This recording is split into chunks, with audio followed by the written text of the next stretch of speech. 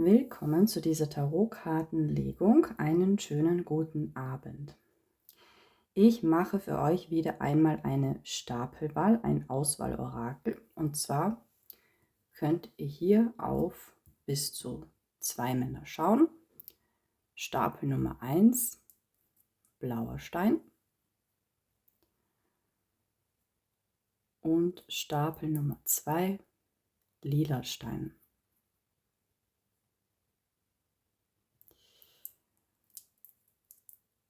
So. Die Frage an das Universum ist, welche Gefühle und Emotionen hat er jetzt in Bezug auf dich? Und ich lege für euch mit dem Tarot of the Dream Enchantress.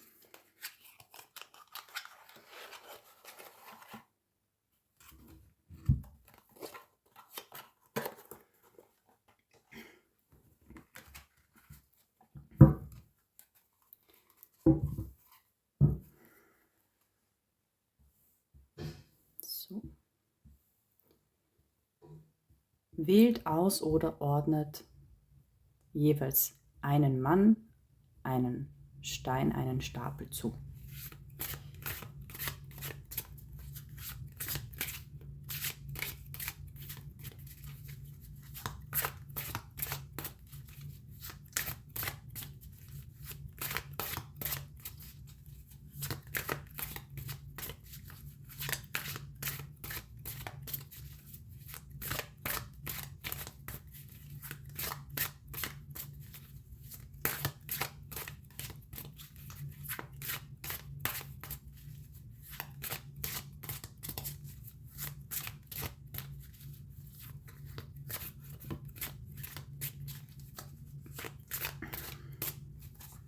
Okay. Ich fange an mit dem blauen Stein.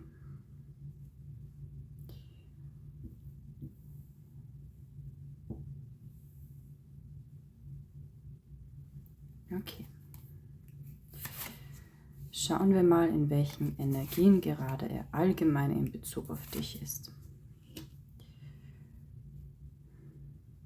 Okay. Also entweder dieser Mann bemüht sich schon um dich oder er hat den Wunsch, sich um dich zu bemühen. Ja, kann auch sein, dass er das bisher noch nicht gezeigt hat, aber zumindest ist er in dieser Energie. Und es kann sein, dass er zurzeit in einer nicht so guten Energie ist im Allgemeinen, dass irgendetwas in seinem Leben nicht passt und er sich zum Beispiel deswegen zurückhält. Ja, aber im Endeffekt möchte er hier in die Freude gehen. Er hat hier einen Beziehungswunsch. Ja, der möchte hier wirklich aufs Ganze gehen. Der sucht hier in Wirklichkeit nichts Leichtes.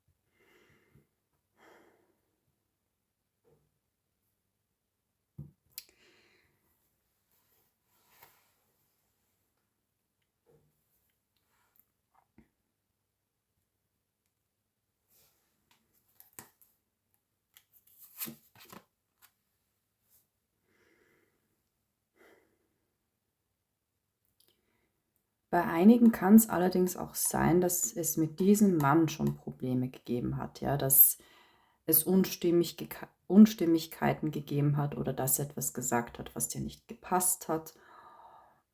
Oder auch, dass es sogar dein Ex-Freund ist, ja, oder dein Ex-Mann. Da hier der Turm zuerst erschienen ist und hier haben wir auch so eine Art Beurteilungskarte. Es kann eben aber auch für eine Ehe oder ehemalige Ehe stehen, ja. Und hier habe ich auch von ihm die Energie, dass es seine Bemühung, zumindest der Wunsch auf Bemühung, ist nicht neu bei ihm. auf dich bezogen. Ja, das schlummert schon ein bisschen länger in ihm. Entweder das oder er macht dir auch wirklich schon länger den Hof, ja. Also die Anziehung ist hier sehr stark. Ass der Stäbe. Das ist immer der perfekte Start für etwas, dass die Anziehung des Mannes sehr stark ist. Ja, es kann natürlich auch in einer Beziehung oder Ehe sein, dass die Anziehung immer noch sehr stark ist.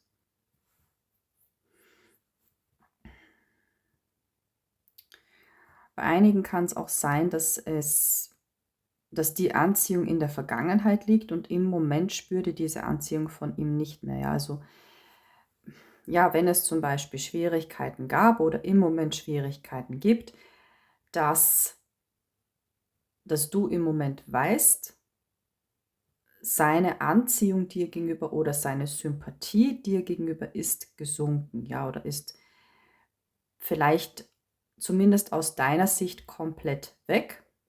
Vielleicht auch, weil es Ärger im Paradies gibt, aber das ist nicht so, weil sie ist auf jeden Fall noch vorhanden, sonst wäre hier nicht Ass der Stäbe erschienen. Okay, schauen wir mal auf seine eher leichteren Emotionen. Also für diejenigen, die nicht wissen, was der Unterschied zwischen Emotionen und Gefühle ist. Gefühle sind schon eher etwas Ernsthafteres, ja, wie Verliebtsein oder Liebe. Und Emotionen, das kann auch nur die Anziehung sein oder das kann auch nur die Sympathie sein. Oder auch, was ich mir gerne hinzunehme, sind natürlich seine Emotionen auf sein Leben bezogen, auf seine Umgebung bezogen. Einfach damit ihr auch wisst, okay, das ist wirklich der Mann, auf den ich schauen möchte. Okay. Hier ist schon wieder eine schwierige Karte erschienen, 5 der Schwerter. Allerdings mit 9 der Stäbe und Ass der Münzen, ja. Also Emotionen, das kann eben auf sein Leben bezogen sein, dass er etwas Schwieriges in der Vergangenheit hatte oder es ist noch im Moment vorhanden und er ist kurz davor, dieses Problem zu lösen, ja. Und er sagt hier, wenn ich dieses Problem gelöst habe, ja, dann bin ich bereit für einen Neustart, dann bin ich bereit für Ass der Münzen. Ja, das ist immer etwas Neues zu starten. Sprich, in dem Fall, weil ich auf die Liebe schaue, dann bin ich bereit, also er ist dann bereit, mit dir etwas Neues zu starten. Ansonsten fühlt es sich hier noch zu sehr blockiert. Ja, also entweder ihr wisst es von dem Mann oder auch wenn es zum Beispiel Ärger im Paradies gibt, dann kann es auch sein, dass er von außen hier eine innere Blockade hat wegen Problemen von außen. Also nicht, dass er mit sich selbst Probleme hätte, sondern zum Beispiel Probleme am Arbeitsplatz oder mit der Herkunftsfamilie.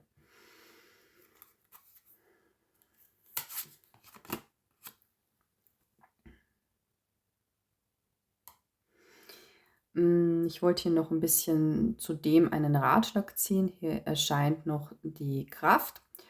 Die Kraft hat auch ein bisschen etwas mit Durchhaltevermögen zu tun. Ja, hier sagt das Universum, wenn du hier von seinen Problemen weißt oder er kommt auf dich zu und sagt dir etwas über seine Probleme, dann lass das nicht zu sehr an dich ran. Ja, das sind seine Probleme, die muss er selbst lösen. Vielleicht kannst du ihm auch gar nicht helfen, aber du solltest ihm auch nicht helfen.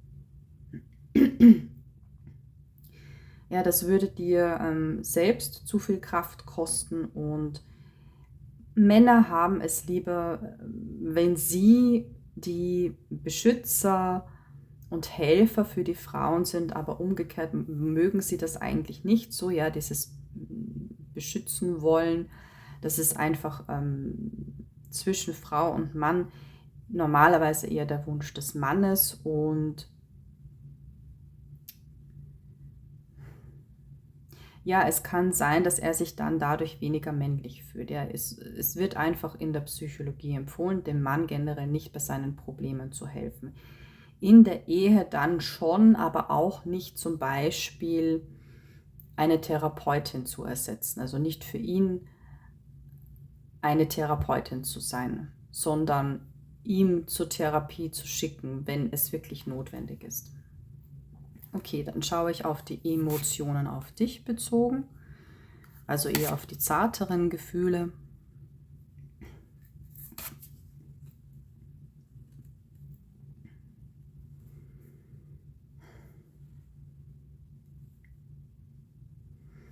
Ja, Abwehrhaltung. Vorerst noch eine Abwehrhaltung.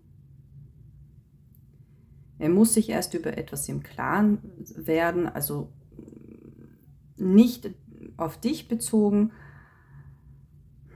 sondern das hat wieder etwas mit seiner Umgebung zu tun. Ja, er blockt hier ab 7 der Stäbe und sogar der König der Schwerter. Der versucht hier sogar im Moment seine zum Beispiel Sympathie dir gegenüber zu unterdrücken. Warum denn eigentlich?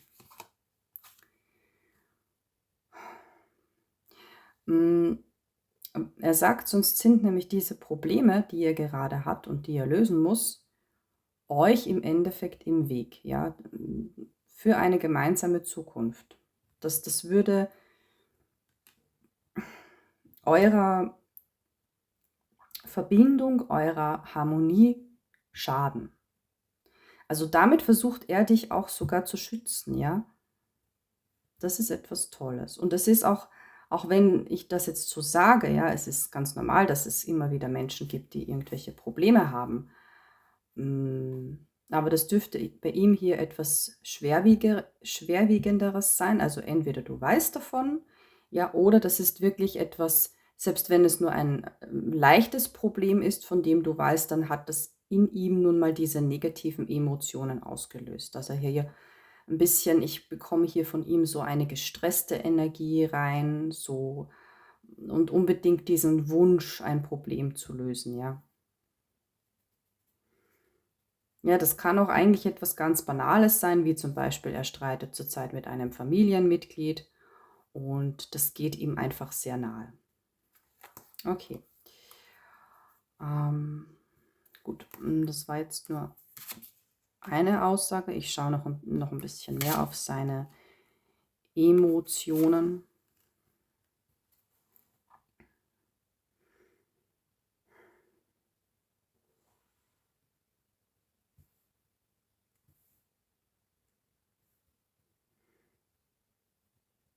Hier ist nochmal die Aussage. Die Anziehung dir gegenüber ist sehr stark, aber er ist sich hier nicht sicher, wie deine Anziehung ihm gegenüber ist, ja, wie sehr du ihn eigentlich willst. Also selbst wenn du ihm das gesagt hast, ist er sich nicht sicher.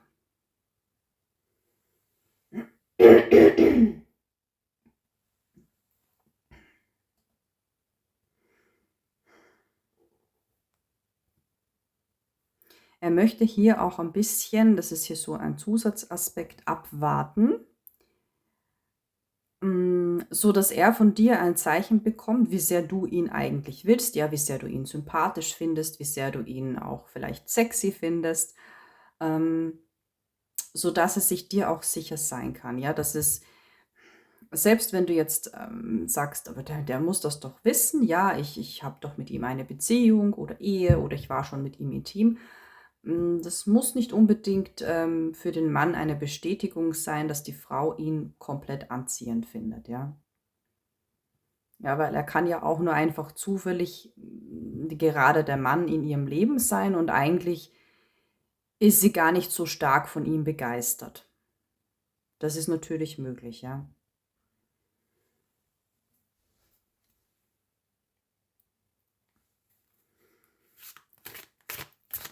Okay.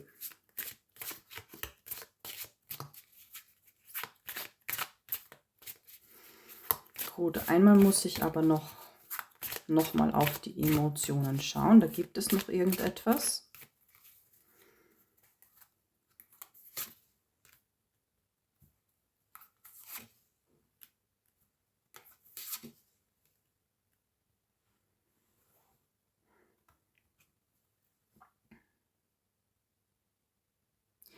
Oh, wir haben hier ja sogar ein Paar.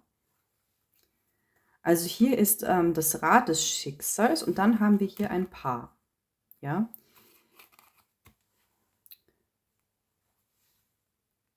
Königin und König der Münzen.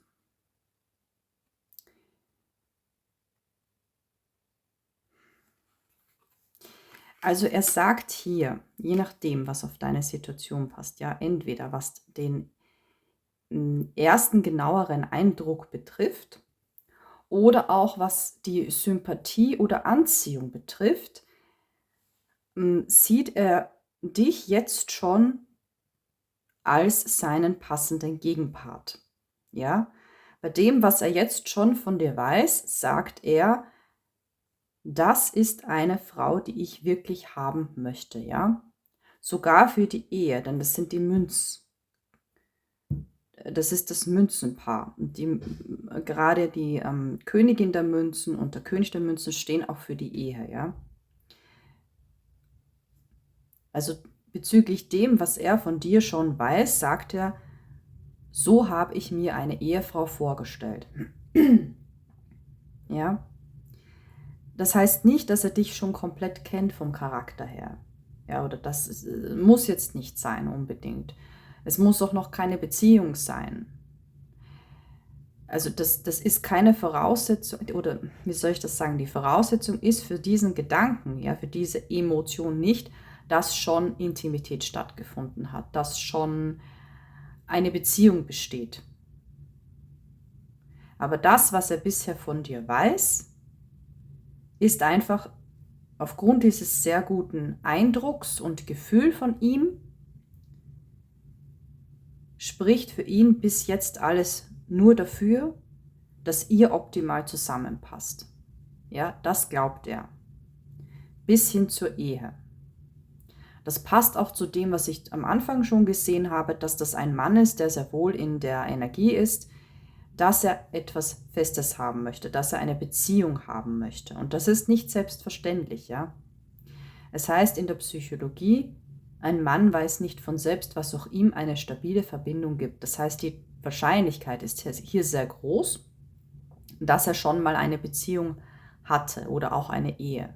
Also wenn ein Mann noch nie eine Beziehung oder Ehe hatte, dann weiß er nicht, was das ihm auch wirklich gibt, ja, weil sie biologisch nicht so gestrickt sind.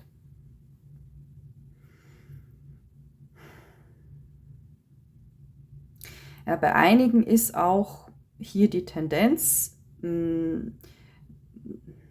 ja, das trifft jetzt nicht auf alle zu, muss ich sagen, dass der Mann quasi von sich aus sagt, ich glaube, diese Frau ist jetzt ja nicht nur für mich die passende Ehefrau, so wie ich sie mir vorgestellt habe, sondern ich glaube, sie ist auch vom Schicksal her für mich bestimmt.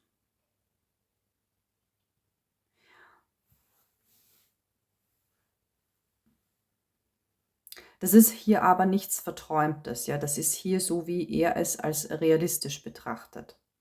Ja, vielleicht hat er schon eine Art Intuition diesbezüglich, ja, oder irgendetwas als Omen betrachtet. Das kann natürlich auch sein, aber es ist nicht jetzt irgendwie eine Illusion oder etwas komplett Verträumtes, was unrealistisch wäre. Ja, so denken ja Männer generell nicht. Die illusionieren sich nichts in der Liebe zurecht. Das ist eigentlich ein riesiger Vorteil und hilft, eine Beziehung auch so aufzubauen, dass eben nicht nur auf die Gefühle geschaut wird, sondern wirklich auch, ob Menschen charakterlich zusammenpassen. Also auch wenn ein Mann eine Frau trifft, geht er nie mit Emotionen in diese anfänglichen Treffen, sondern schaut einfach ganz, mm, ja, rational, wie beide harmonieren. Ja, wie er mit der Frau harmoniert oder wie sie mit ihm harmoniert. Und das ist auch gut so, weil Liebe und Verliebtheit, wenn sie vorhanden sind, das ist schön und gut, ja, aber die halten eine Beziehung nicht stabil, sondern dass zwei Menschen charakterlich zusammenpassen. Okay, so, dann schauen wir noch auf seine Gefühle.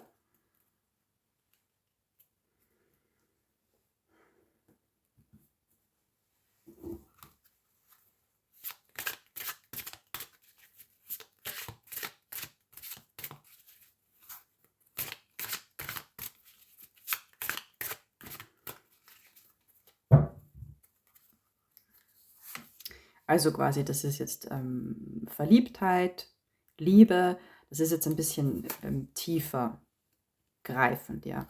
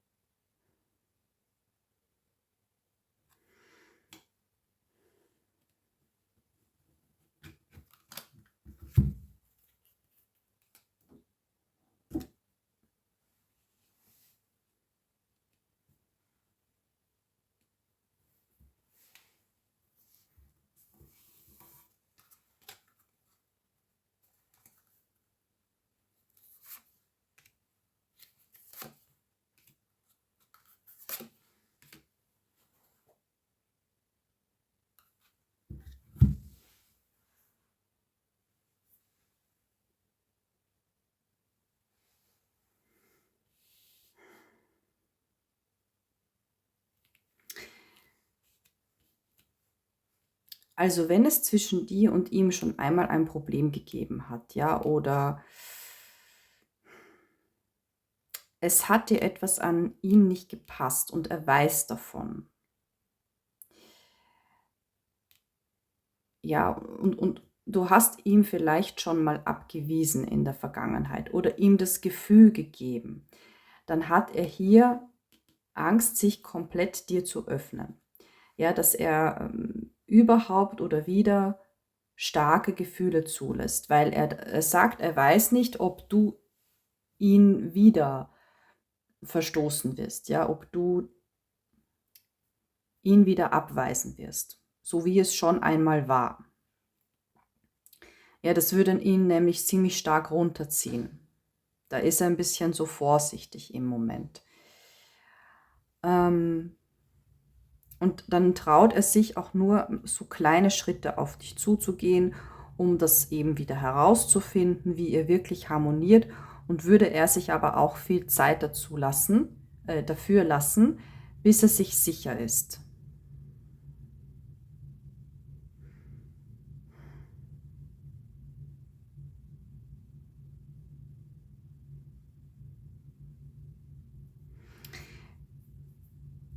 Zudem kann auch sein, ja, entweder zudem oder ausschließlich, wenn das jetzt nicht auf dich zutrifft, wenn du dir sicher bist, nein, das passt nicht.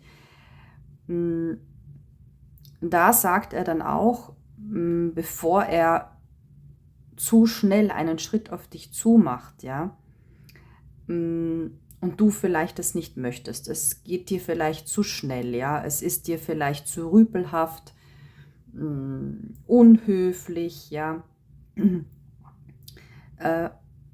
Davor hat er auch Angst.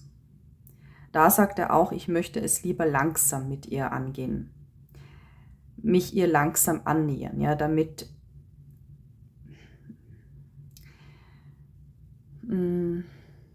ich muss hier die richtigen Worte finden.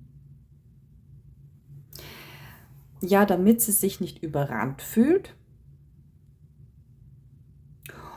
und mich, also das sagt er über sich, nicht als respektlos empfindet, ja, als taktlos empfindet. Ja, auch deswegen möchte er sich eher lieber mehr Zeit lassen. Okay.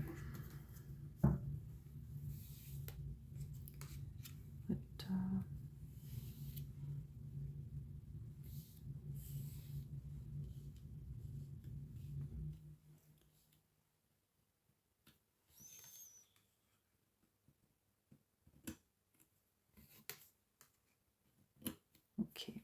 Ja, weil er strebt an.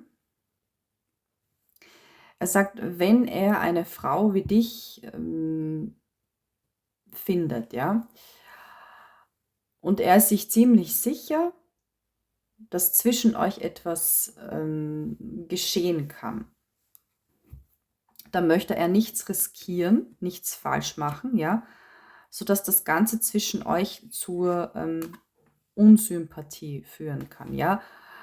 Hier die Sonne, das Wohlbefinden, ja. Er will nichts tun, nichts riskieren, sodass du dich unwohl fühlst, sodass er dich verliert, nur weil er zu schnell, ja, Schritte auf dich zumacht, zu schnell dir zu schnell zu nahe kommen versucht.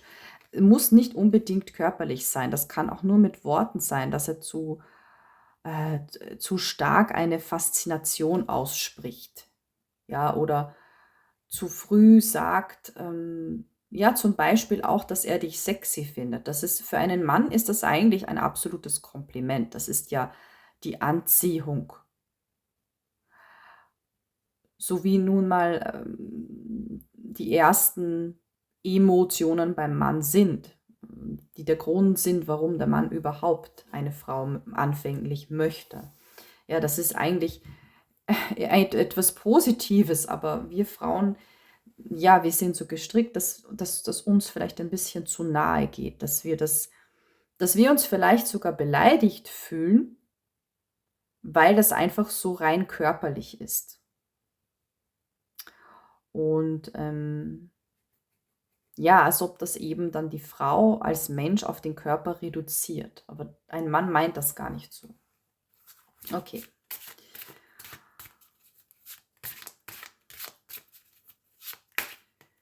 Und da versucht es sich eben zurückzuhalten, damit er auf keinen Fall irgendetwas tut, sodass du dich unwohl fühlst und er es nicht riskiert, dass du, ja, ihm wegläufst, dass du ihn wegstößt.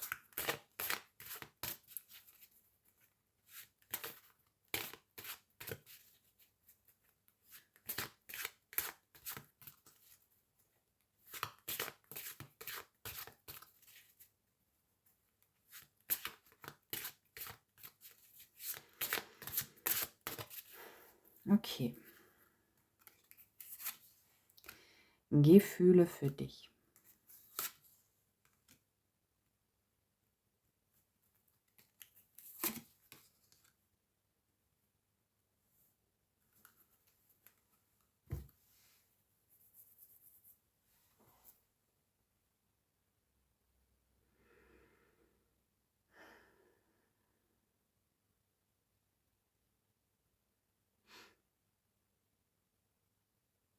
Also hier gibt es wirklich Männer, die,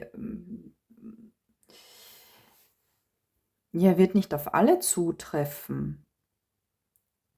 Das wäre auch gar nicht realistisch, aber es gibt hier Männer, die sagen: „Ich möchte dieser Frau ein Kind zeugen." Ja, der Wunsch. Ja, es ist nur der Wunsch vorhanden. Es kann auch sein, dass wenn er realistisch darüber nachdenkt, dass er sagt: „Nein, ich möchte gar keiner Frau ein Kind zeugen", ja, oder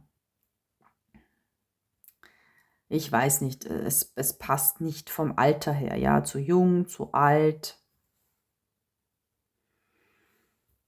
oder er hat schon genug Kinder gezeugt oder die Frau hat schon genug Kinder und daher wäre es gar nicht realistisch. Deswegen würden es vielleicht auch beide nicht umsetzen wollen, aber dieser Wunsch ist hier schon vorhanden und das ist auch ganz normal, ja, sobald sich ein Mann richtig verliebt oder eine Frau richtig liebt, was psychologisch gesehen das Gleiche bei einem Mann ist, hat er natürlich auch den Wunsch, spezifisch dieser Frau ein Kind zu machen, ja.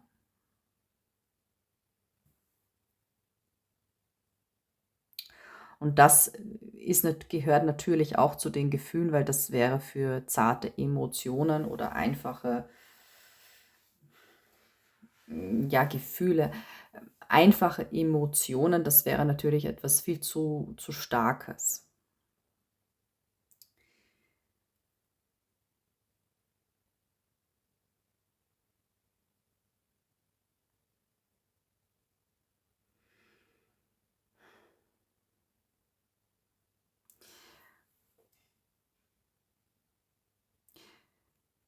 Also, wenn der Mann dir schon eine Zeit lang den Hof gemacht hat, ja, oder wenn du mit ihm schon eine Beziehung oder Ehe hast, das kann hier ja auch sein, ähm, dann ist er wirklich, kurz davor, dich richtig zu lieben oder sich richtig in dich zu verlieben, ja? Es sei denn, es passt natürlich gar nicht auf deine Situation, wenn du sagst: wir sind schon so lange in einer Beziehung oder Ehe, das passt nicht. Oder ich habe ihn gerade erst kennengelernt, das passt auch nicht, ja.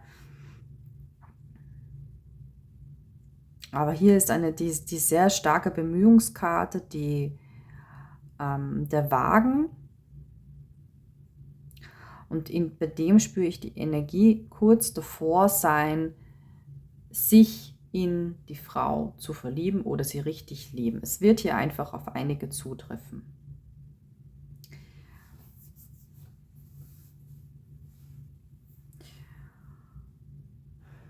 So, wenn das hier der Fall ist,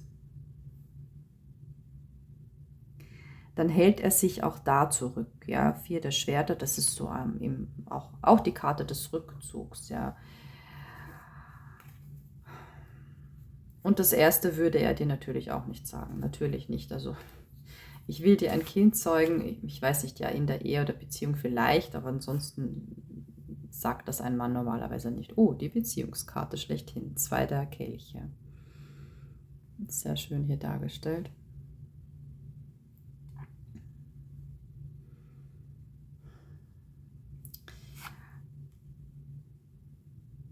Bei einigen kann es eben sein, dass, wenn ihr in der Kennenlernphase seid, dass seine Gefühle schon so stark sind und er mit dir eine Beziehung beginnen möchte. Aber er es auch nicht ausspricht, sich das einfach nicht sagen traut. Also ich habe hier so das Zurückhalten von Gefühlen, ja, der Wunsch, dir ein Kind zu zeugen, der Wunsch, mit dir eine Beziehung einzugehen. Dass er das sich nicht sagen traut oder auch wenn er kurz davor ist, sich in dich zu verlieben, beziehungsweise dich richtig zu lieben, dass er das auch zurückhält. Ich schaue mal, warum. Warum hält er sich dann da zurück? Ja. Aufgrund seines Verstandes. Ah, okay. Weil er sich nicht sicher ist, ob das auf Gegenseitigkeit beruht. Er ist sich nicht sicher, ob du genauso stark für ihn empfindest, wie er für dich. Oder dasselbe möchtest, ja, wenn es hier um die Kinder jetzt zum Beispiel geht. Aber warum denn eigentlich? Ja, einige von euch sind vielleicht in einer zu strengen Energie. Das kann hier sein. Die Herrscherin kann auch eine sehr harte Frau sein, ja. Das sieht man hier auch, wie sie aussieht. Sie schaut auch ein bisschen so bedrohlich aus, komme ja nicht zu nahe, ja. Das ist mein Thron, auf dem sitze ich. Also wie sie hier ausschaut, ja. Ja, vielleicht warst du ja ihm gegenüber in einer sehr harten Energie oder bist es jetzt. Oder du verbirgst deine Gefühle, ja, und er ist sich deiner nicht sicher.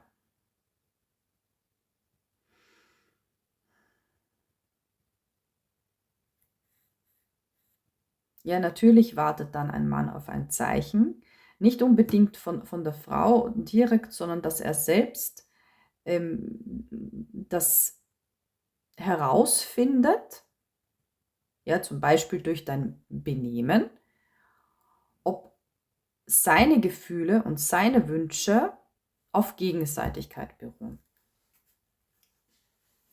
Also hier schon wieder die Angst vor Ablehnung. Okay.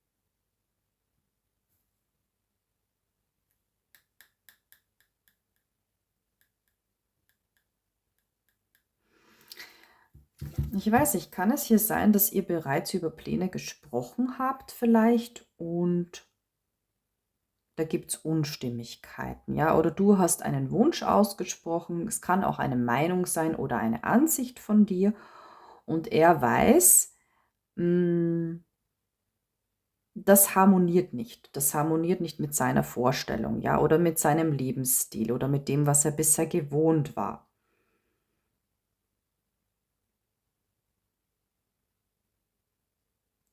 Ja, und natürlich, so gemeinsame Lebenspläne gehören dann natürlich auch oder können überhaupt nur, zum Vorschein kommen, wenn es natürlich schon richtige Gefühle gibt, ja, wenn richtige Gefühle im Spiel sind. Ansonsten überlegt sich das ein Mann ja auch gar nicht. Hier ist einfach eine Unstimmigkeit oder die Angst auf Unstimmigkeit bezüglich gemeinsamer Lebenspläne, ja, oder Beziehungspläne. Also Beziehung ist falsch, sondern der Lebensstil, ja, den Alltag gestalten, wo wollen wir leben. Und das hält ihn auch zurück, weiterhin über gemeinsame Pläne nachzudenken. Ja, zuerst muss er dich noch besser kennenlernen und hier vielleicht auch noch über dich herausfinden, hat sie das wirklich so gemeint? Ja, oder würde sich hier ihre Meinung ändern? Das dürfte hier irgendetwas sein, was er vielleicht gar nicht ändern kann oder will, ja, weil normalerweise, hm,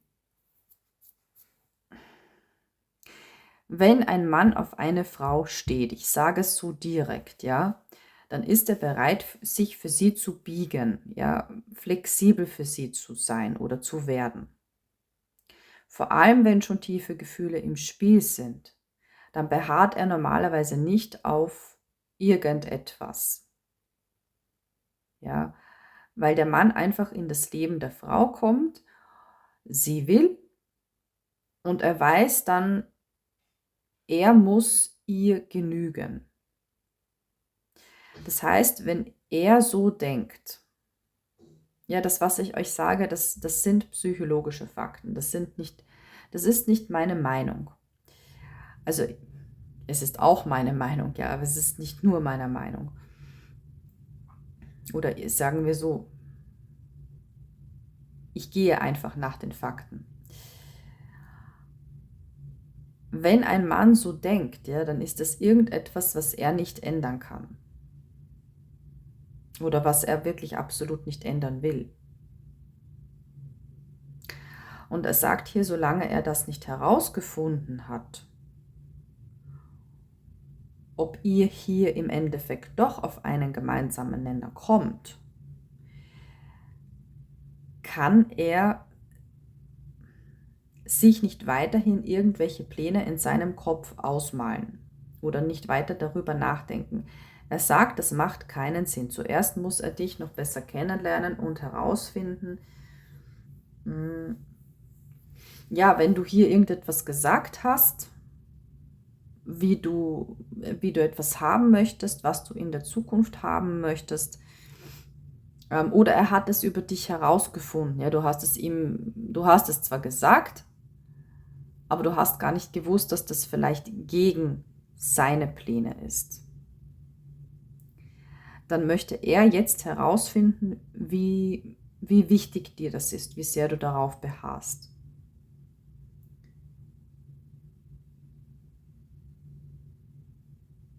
Also wenn ihr gerade einen Stillstand habt bezüglich zum Beispiel, ihr wolltet jetzt zusammenziehen, ja, und jetzt,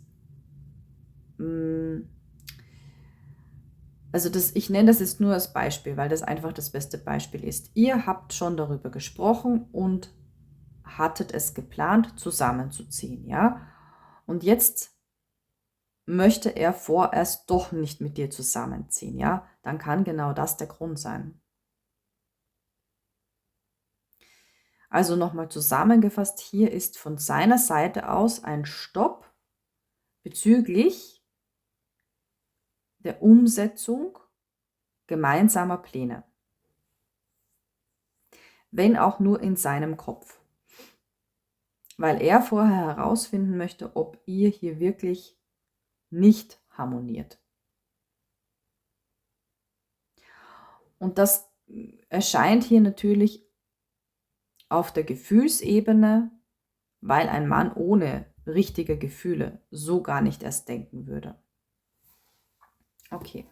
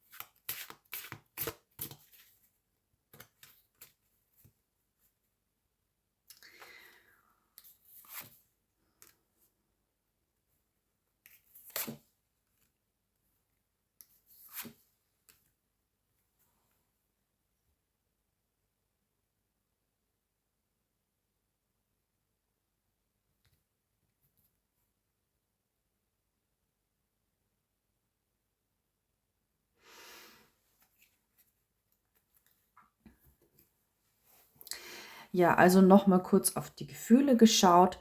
Hier sagt er wieder, also es ist bei ihm die Hoffnung vorhanden, ja, dass es mit euch weitergeht, dass ihr zusammenkommen werdet oder dass ihr zusammenbleiben werdet. Aber hier wieder 5 der Münzen, irgendetwas passt hier nicht. Aus seiner Sicht, ja, was seine Gefühle betrifft, kann er hier etwas nicht umsetzen. Er will hier nicht weiterhin oder er will hier nicht noch mehr. Weiterhin schon, also dass es gleich bleibt, aber er will hier nicht mehr Gefühle zulassen, weil er Angst hat, dass er sonst in den Verlust geht, ja. Dass das Zulassen weiterer Gefühle dann umsonst war. Weil hier einfach aus seiner Sicht die Möglichkeit ist, dass das Ganze scheitern wird.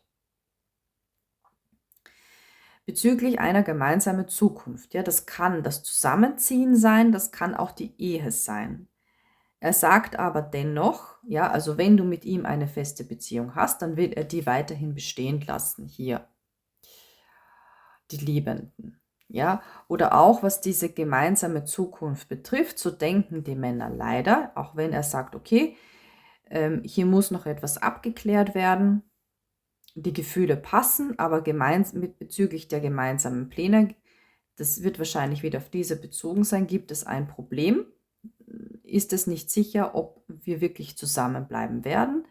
Er sagt aber, das muss ich sagen, ist typisch Mann, egal, vielleicht werde ich sie ja doch nicht heiraten, wenn wir hier nicht auf einen gemeinsamen Nenner kommen, aber dennoch würde ich mit ihr eine Beziehung haben. Ja,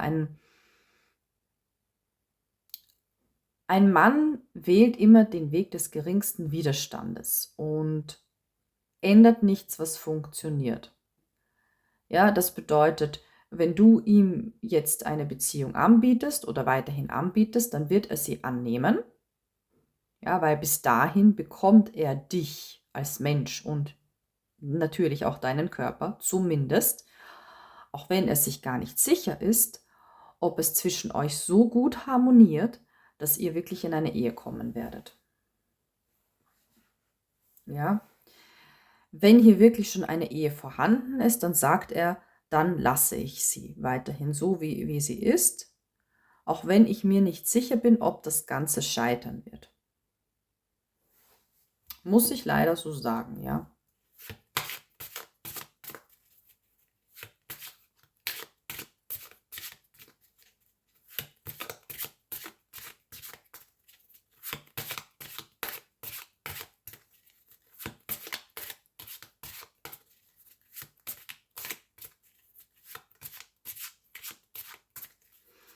Okay.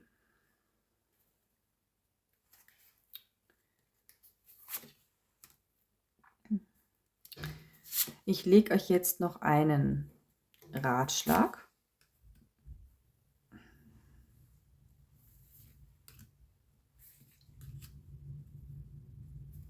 Da brauche ich noch eine Karte.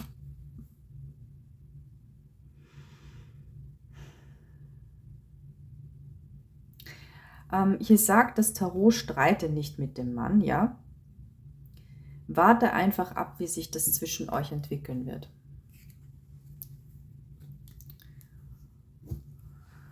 Ja, du brauchst und sollst mit einem Mann nicht streiten bezüglich gemeinsamer Pläne, denn entweder ihr kommt auf einen gemeinsamen Nenner oder nicht. Es ist sinnlos, diesbezüglich zu streiten. Überhaupt nicht. Lerne ihn noch besser kennen, denn er ist bereit, dich noch mehr kennenzulernen, ja, um zu schauen, ob ihr wirklich zusammenpasst, weiterhin zusammenpasst oder eine Ehe haben werdet. Ja. Aber nutze dazu die Vertrautheit. Also hier wird wirklich, bei einigen wird hier eine gewisse Vertrautheit vorhanden sein. Egal, ob ihr ja wirklich schon den Mann lange kennt oder mit ihm zusammen seid. Oder einfach, es gibt ja auch die Möglichkeit, einfach ein Vertrauen zu spüren. Ja? Das bedeutet nicht, dass du einen Vertrauensvorschuss geben würdest, ja, so ganz blind, sondern einfach, dass dein Gefühl dir außerhalb des blinden Verliebtseins, das vielleicht auch gar nicht vorhanden sein muss, dass du ja trotzdem so eine Vertrautheit spürst. Ja, vielleicht ist es ja auch ein Seelenverwandter. Es kann ja sein. Oder ist es auch eine Vertrautheit vorhanden, weil du ihn aus der Vergangenheit schon kennst, also aus dem jetzigen Leben, aus der Vergangenheit. Ja, das ist dann ganz normal, dass hier ein vertrautes Gefühl, eine Vertrautheit vorhanden ist. Und nimm seine Gesten an. Ja, also wenn er dir sagt, wie schön du bist oder wie toll er dich findet, diesem Mann kannst du das glauben.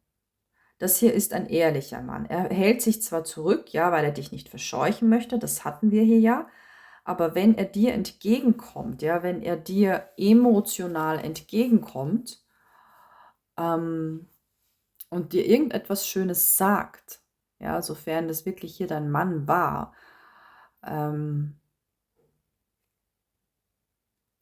ja, also wenn du hier wirklich resonieren konntest oder beziehungsweise eigentlich, wenn der Mann hier quasi resoniert hat, ja, auf den du schauen wolltest, ja, dann ist das ein ehrlicher Mann. Ja, natürlich kann es auch sein, dass er einmal übertrieben charmant ist und Süßholz raspelt, ja, aber ihr seid hier nicht so in einem Stadium, wo du ja dich von ihm blenden lassen würdest, ja, also du würdest das bei ihm wahrscheinlich sehr gut durchschauen können. Ein gewisses Kennen wird hier auf jeden Fall schon vorhanden sein.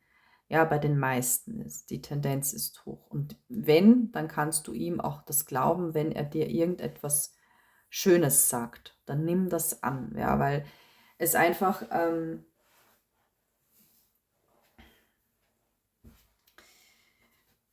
ja, ich sag, gemein ist, dass wenn ein Mann sich dir öffnet und er meint es auch wirklich so, egal ob das ein Kompliment ist, auf das Aussehen bezogen oder auf den Charakter bezogen.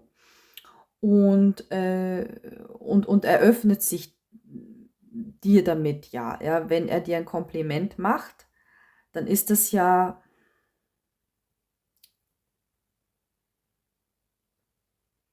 dann hat er hat natürlich immer das Risiko, dass du das Kompliment nicht annimmst. Aber es ist eine Art Öffnen, ja, sich der anderen Person zu öffnen.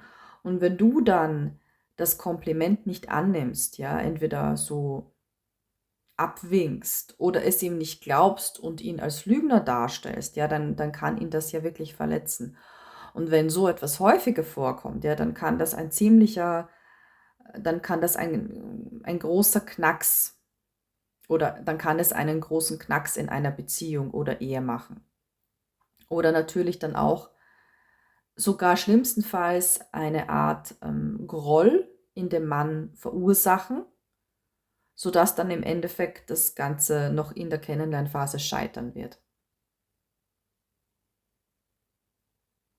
Ja, aber stell dir vor, du sagst dem Mann, wenn du ihn zum Beispiel triffst, hey, ich weiß nicht, mir gefällt heute deine Frisur. Ja, und er sagt dir, Das glaube ich dir nicht. Ich glaube nicht, dass du das wirklich so meinst, ja? Und du weißt aber, du meinst es so. Also das ist doch auch für dich ein Schlag ins Gesicht, ja? Das raten dir hier noch die Karten für deinen Mann des Stapel 1, dem blauen Stein. So. Das Video wird wahrscheinlich sehr lang werden, es sei denn, es gibt beim lila Stein nicht so viel zu sagen. Schauen wir mal, ja? Das war der Stapel 1, blauer Stein. Und ich gehe über zu lila Stein. Zum zweiten Stapel, lila Stein.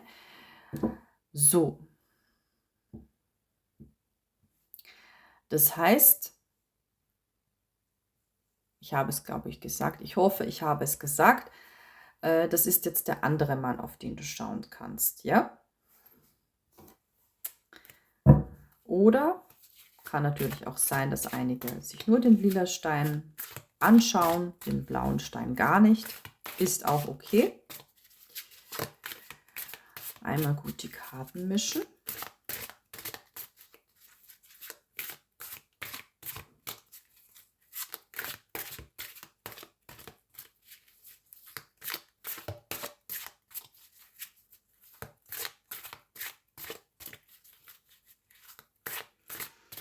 So, für all diejenigen, die sich den blauen Stein nicht angesehen haben, wenn ihr jetzt auf die Zeit seht, auf die Zeit des Videos, ich sage es jetzt nochmal, ich gebe keine Garantie, dass ich auch für den zweiten Stein hier 50 Minuten benötigen werde. Ja, nicht absichtlich nicht, sondern einfach je nachdem, was es alles zu sagen gibt, ja, und auch wie schnell mir die Botschaften reinkommen. Also es kann, als Beispiel, es kann sein, dass ich für den zweiten Stein jetzt nur 15 Minuten benötige oder 20 oder 30, 40. Es ist möglich, ja. Das hat, ja, ihr dürft es einfach nicht vergleichen bei einer Stapelwahl oder bei einem Auswahlorakel. Und wenn ihr euch jetzt zum Beispiel Stein 2 anschaut und ihr habt vielleicht die Informationen erhalten, die ihr wolltet und sagt, okay, das war ganz interessant, vielleicht waren auch die Impulse und die, was ich ja so gern integriere, die Infos über Beziehungspsychologie und die Psychologie der Geschlechter sehr interessant, aber es genügt mir nicht. Dann könnt ihr natürlich auch das Video neu starten und euch noch den ersten Stapel auch noch ansehen. Ja, aufgrund der Inputs, aufgrund des Wissens oder einfach aufgrund der Neugierde, wenn ihr darauf kommt, ja, okay, der hat jetzt gepasst, das war der Mann, auf den ich schauen möchte. Und jetzt komme ich darauf, eigentlich möchte ich noch auf einen anderen Mann schauen. Ist auch okay. Okay, so, lila Stein.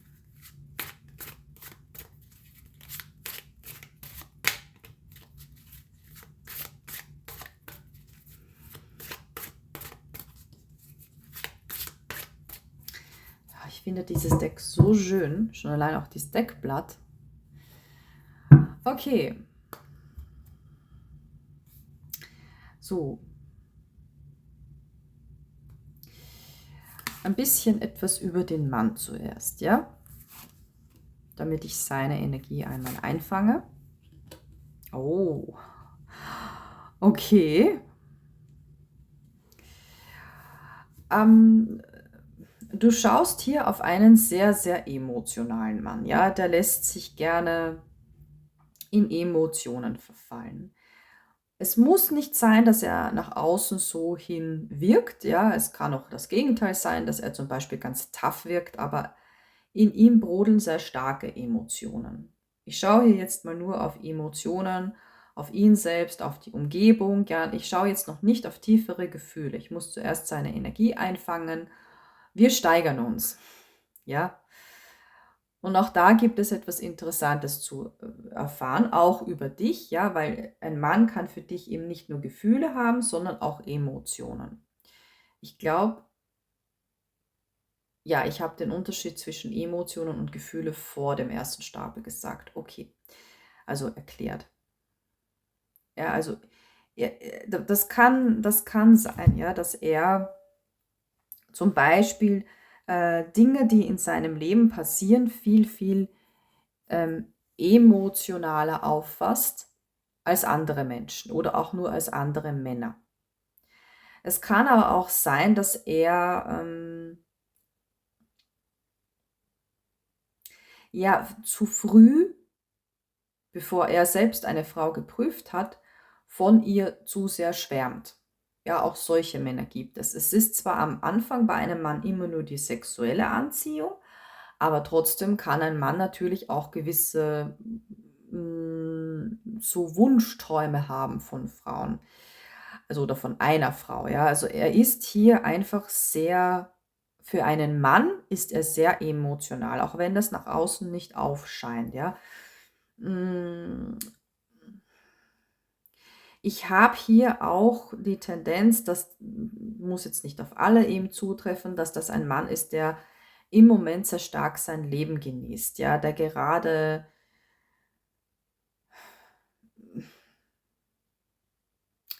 ja viel macht, um sein Leben zu genießen. Etwas, das ihm viel Freude bereitet. Und was auch sein kann, ist, dass er entweder, das kann auf dich bezogen sein, das kann auf andere Frauen bezogen sein, dass er Frauen oder mindestens eine Frau in seinem Leben hat, die für ihn viel macht, die für ihn viel tut, ja, die ihn vielleicht auch bemuttert, die wirklich aktiv ihm permanent, es ist wirklich hier, ich sag mal, muss nicht regelmäßig sein, aber immer wieder ab und zu Gefälligkeiten macht, ja, ist nicht gut. Ja, das fördert nicht die Selbstständigkeit eines Mannes. Ja, wenn zum Beispiel ihm die Mami noch die Wäsche wäscht.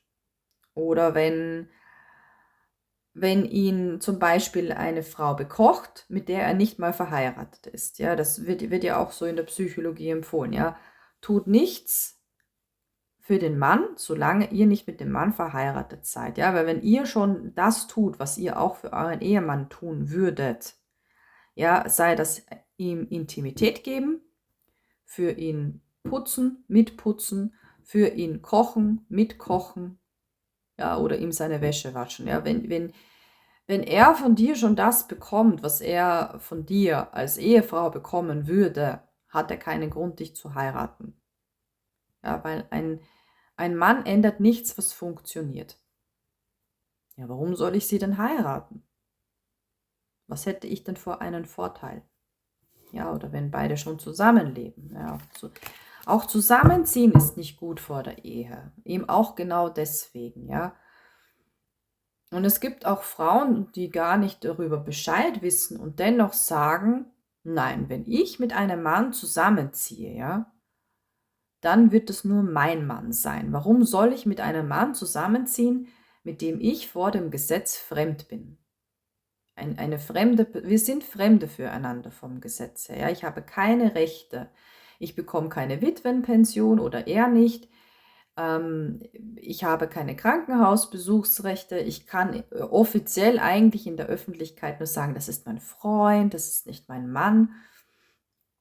Und ja, wir verbringen zu sehr den Alltag miteinander, wir sind zu sehr intim miteinander und das, obwohl ja, wir uns scheinbar nicht gut genug kennen, weil sonst wären wir ja schon verheiratet.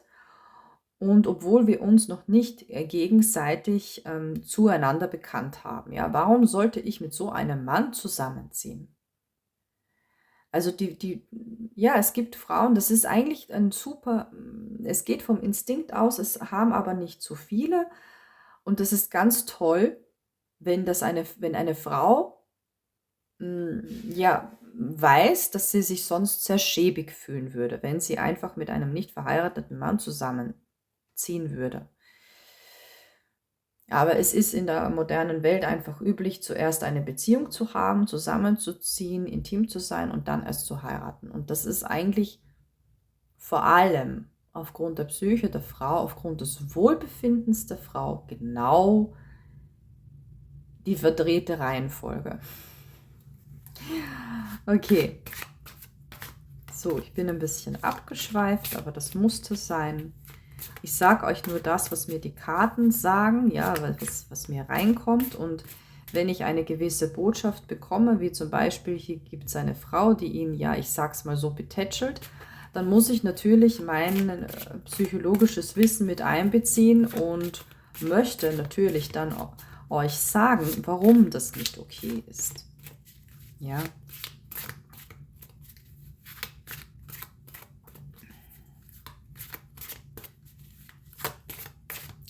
Okay.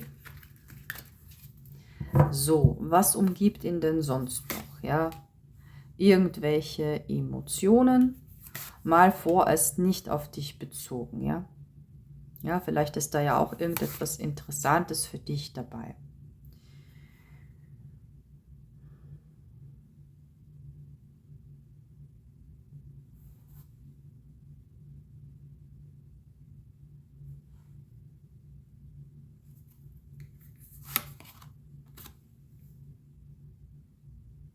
Schon wieder eine Genusskarte.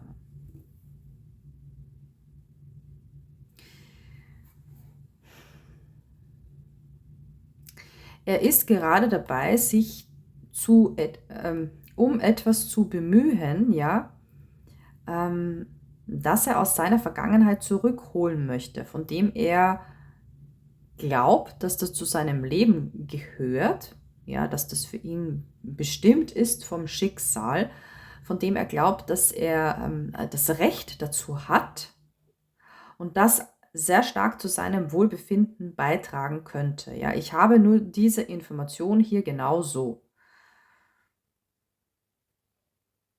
Ja, das heißt, was ist für dich wichtig? Wenn er irgendwie sehr engagiert wirkt, auf eine Sache bezogen und du denkst dir, ja, schlimmstenfalls hat der einen Knall, dann ist das genau deswegen. Okay, so, jetzt schaue ich aber auf die Emotionen auf dich bezogen.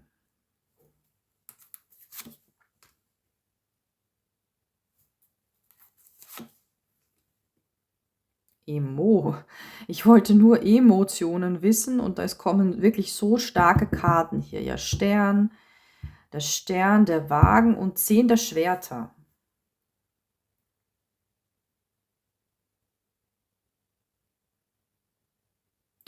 Also,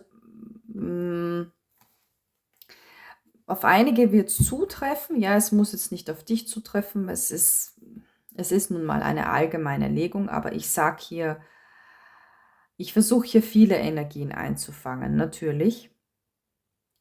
Wenn der Mann sich zum Beispiel um dich bemüht hat und du hast ihn zurückgewiesen, ja, oder du hast irgendetwas von ihm nicht angenommen, zum Beispiel ein Geschenk, dann ist er deswegen gekränkt. Es ist bei einigen Männern hier die Tendenz, ja, auf die ihr schauen wollt, dass sie gekränkt sind. Ja, aufgrund von euch, aufgrund von dir eventuell. Kann eben sein, dass weil du irgendetwas von ihm nicht angenommen hast oder ihn zurückgestoßen hast, ja.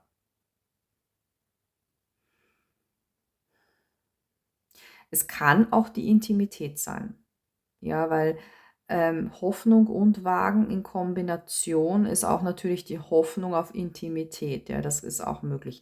Ja, oder vielleicht hat er irgendetwas angedeutet, ja, so: „Ja, mit dir würde ich gerne“, und du hast gesagt: „Ne, ne, ne.“ Also, vielleicht nicht mal unbedingt, dass er es körperlich versucht hat, sondern einfach nur, dass er darüber gesprochen hat und du hast gesagt: „Nein, mit dir würde ich nicht“, ja, also oder jetzt nicht. Ja, oder es wäre mir zu früh. Irgend so etwas. Also, er fühlt sich hier vor den Kopf gestoßen. Hier ist, die Tendenz einer Kränkung seinerseits aufgrund einer Bemühung von ihm. Ja, dass hier irgendeine Art von Hoffnung, niedergetrampelt wurde, wenn auch nur nicht mal dauerhaft. Okay. Wenn du jetzt sagst: „Nein, das trifft absolut nicht zu“, Ja, das kann gar nicht zutreffen.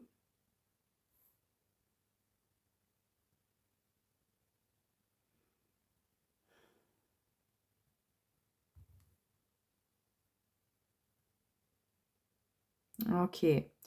Was auch sein kann, ja, das kann jetzt sein, entweder wenn das jetzt hier nicht auf dich zugetroffen hat, aber auch wenn es zugetroffen hat, ja, dann ist hier die Angst davor, dass er sich das nur in seinen Gedanken vorstellt, ja, dass wenn er bei dir etwas versuchen würde, dass du ihn abblockst, ja. Also manche Männer sagen hier auch, ich weiß sowieso, wenn ich es jetzt bei ihr versuchen würde, würde sie mich abweisen. Ja, weil sie nicht in der Energie ist oder weil sie es jetzt nicht will oder weil wir uns noch nicht so gut kennen. Also manche Männer denken hier sehr stark daran und schon nur aufgrund der Vorstellung, ja, dass du ihn abweisen wirst. Zum Beispiel, was höchstwahrscheinlich hier die Intimität betrifft, ja. Oder vielleicht noch einmal, wenn das hier schon zugetroffen ist, wenn das in eurer Vergangenheit liegt. Ja, also dieser Mann hat Angst vor Abweisung, was Intimität betrifft. Und stellt sich das in seinem Kopf vor. Ja, es kann passieren, dass du ihn abweist oder es könnte noch einmal passieren. Und das allein macht in ihm ein Gefühl der Kränkung. Ähm, okay, ich muss hier aber schauen, ob das hier jetzt irgendein psychisches Problem ist, weil da würde ich euch dann schon gerne warnen oder ob das einfach ist, weil er so stark von dir fasziniert ist. Das kann ja auch sein. So harte Energien hier. Die Herrscherin, die Königin der Schwerter, aber auch Ass der Münzen. Na, also das ist hier kein psychisches Problem. Ich kann euch beruhigen, sondern dieser Mann ist so stark von dir fasziniert, ja, der will dich so stark. Es fängt nun mal beim Mann immer mit der sexuellen Anziehung an und die kann auch noch vorhanden sein und soll auch noch vorhanden sein, natürlich in einer Beziehung oder Ehe. Und dieser Mann ist so stark von dir angezogen, ähm,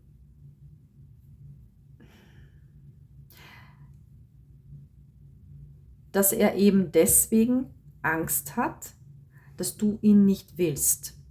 Ja, entweder körperlich oder auch einfach als Mensch, als Mann nicht, ja, weil wir haben hier zwei sehr starke, sehr dominante Frauen, ja, die Herrscherin und die Königin der Schwerter.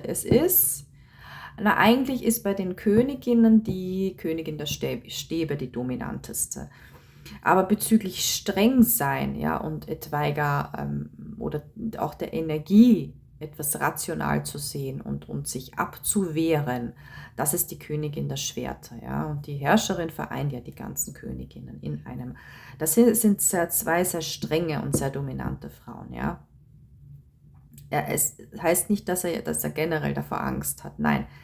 Aber weil er dich so sieht oder weil er dich so einschätzt, hat er besonders bei dir ähm, die, wie heißt das denn, die Befürchtung, dass du ihn abweist oder dass du ihn wieder abweist, ja. Und,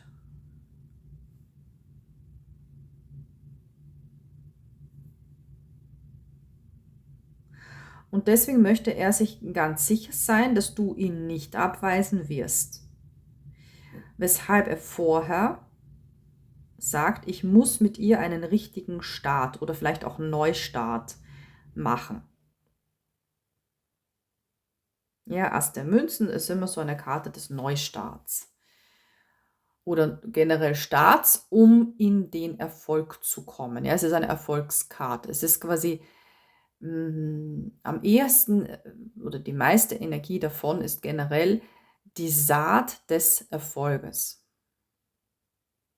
Ja, also er sagt hier, ich muss hier zuerst mich noch beweisen, ja, oder noch mehr beweisen, ja, um mir und sie auch noch besser kennenzulernen, um mir sicher zu sein, dass sie mich nicht abweisen wird. Wenn ihr natürlich mit dem Mann schon eine Beziehung oder Ehe habt, ich muss noch mal kurz das Bild scharf machen, ich weiß nicht. So, so. Ja, warum könnte er dann in so einer Energie sein? Ja, vielleicht weil du ihn wirklich erst vor Kurzem abgewiesen hast. Kann auf die Intimität bezogen sein, muss aber nicht. Dann würde er sagen, okay, trotz Beziehung oder Ehe muss ich hier scheinbar irgendetwas tun, damit sie mich nicht wieder abweist. Ja, damit das nächste Mal, wenn ich ihr etwas geben will, sei es ein Geschenk, sei es die Intimität, damit es dann für mich erfolgsversprechend ist. Okay.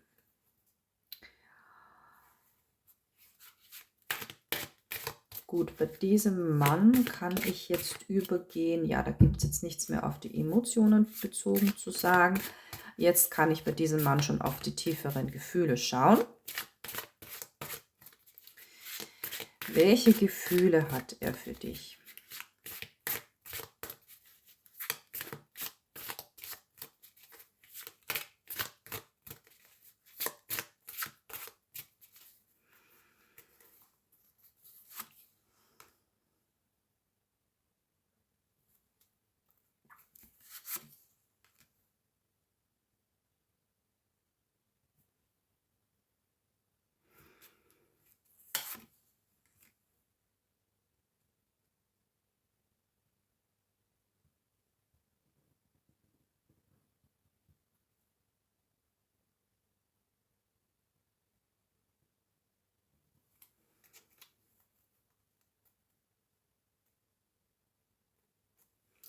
Also unter anderem hat er hier Angst, dass,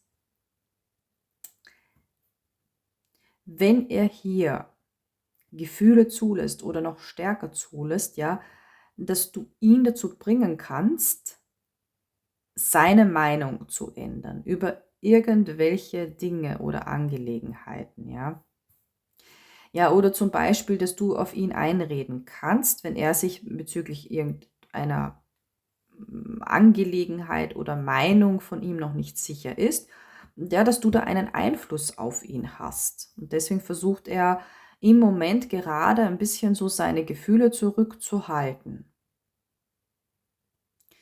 Ja, er ist hier im Moment in sich drinnen, was seine Gefühle betrifft, wie ein Eisblock.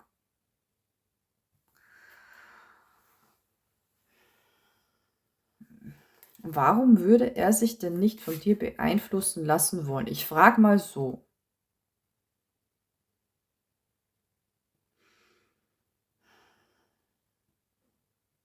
Ja, weil er Angst hat, dass er ohne deinen Einfluss sich vielleicht anders dann entschieden hätte oder sich eine andere Meinung dann gebildet hätte. Ja. Ja, und natürlich kann ein Mann nur so denken, wenn schon gewisse Gefühle vorhanden sind. Ja, deswegen gehört das in die Gefühlsebene. Wenn es nur leichte Emotionen sind,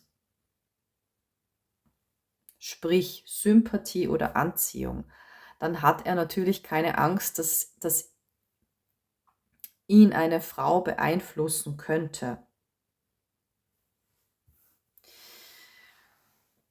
Okay,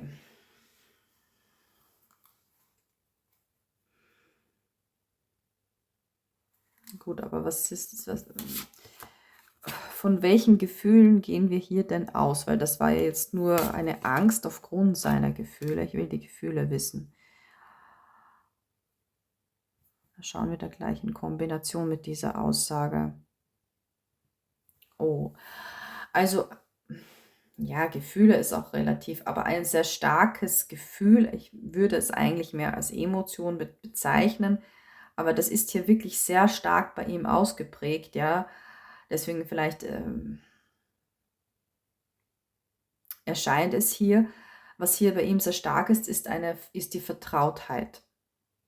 Ich weiß nicht warum, ja, ob das zu eurer Geschichte passt, ähm, aber er vertraut dir hier zu, ja, ich sag mal 98%. Es ist hier ein irrsinnig starkes Vertrauen. Also er sagt hier, von Mensch zu Mensch kann ich mich bei ihr fallen lassen. Von Mensch zu Mensch kann ich ihr absolut vertrauen. Ja, das ist, ja, vielleicht passt es, vielleicht weißt du, dass das irgendeinen Sinn hat, warum mir dieser Spruch hier reinkommt. Er sagt hier, ich würde mein Leben in ihre Hände legen. Ja.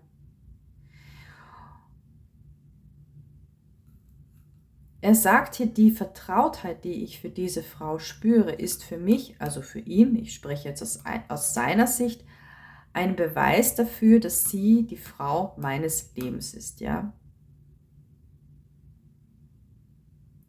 Dass sie mein Endziel ist in diesem Leben, das Größte, was ich erreichen kann.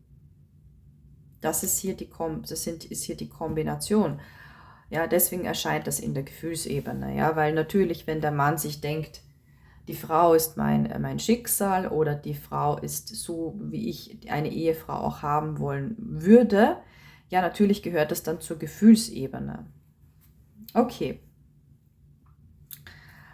gut, das reicht mir aber nicht. Gefühle für dich.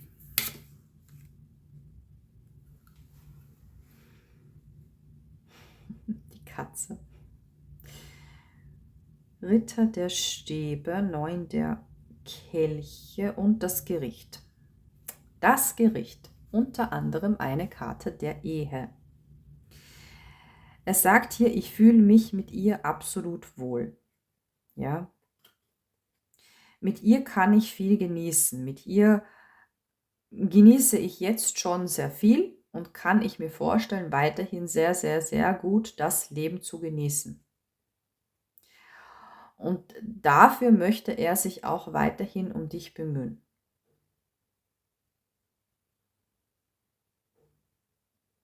Also der will dich gar nicht mehr gehen lassen. Der sagt, ich bin jetzt schon so weit, ich habe schon so viel in diese Frau investiert, ja. Sollte das wirklich gar nicht auf dich zutreffen, dass er dir noch nicht einmal den Hof gemacht hat, dann sagt er, dennoch, ich möchte mich auf jeden Fall anfangen, mich um sie zu bemühen, ja, weil ich einfach mit ihr diese Vertrautheit verspüre, weil sie für mich, mir kommt hier rein, auf jeden Fall schon vom Aussehen her so stark, ja, so toll ist, ich mich so stark von ihr angezogen fühle und so fängt es beim Mann an, ja, er kann ja nicht, wenn er dich noch nicht hofiert hat, ja, sozusagen, dann kann er ja nichts über deinen Charakter oder ja, über deinen genaueren Charakter wissen. Also da ist ja dann noch nicht so viel Wissen vorhanden. Da kann er nur vom Aussehen her ausgehen, ja. Und dann sagt er, ich kann mir vorstellen, dass ich mit ihr auch eine gute Zeit genießen kann und das so bei dem, was ich jetzt von ihr weiß, ja, auch wenn das vielleicht nur das Aussehen ist, hat sie für mich schon Ehefrau-Potenzial. Aber ich glaube, auf die meisten wird hier zutreffen, dass hier sehr wohl mindestens schon eine Hofmachenphase war.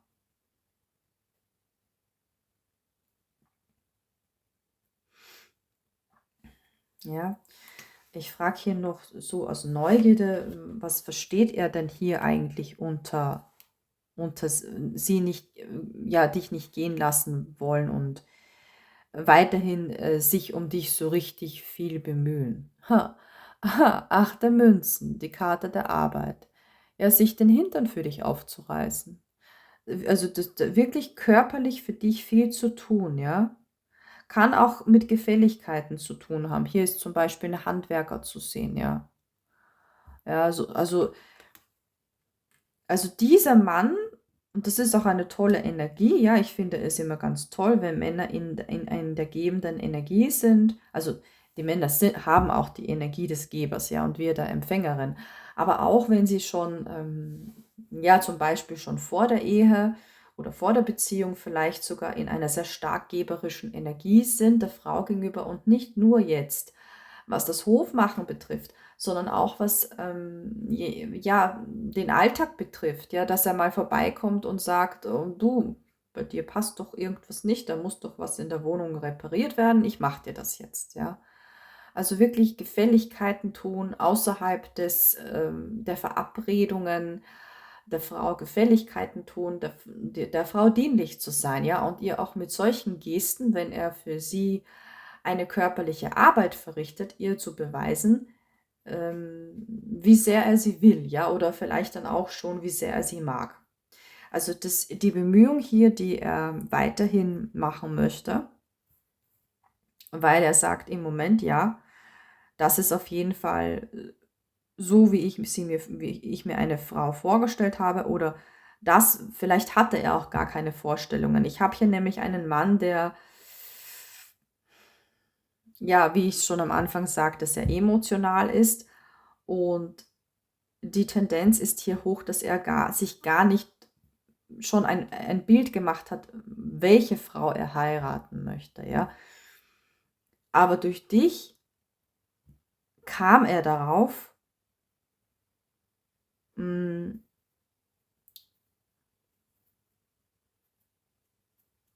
oder einfach dadurch, dass du in sein Leben gekommen bist, hatte er plötzlich den Gedanken, das könnte meine Ehefrau werden, ja.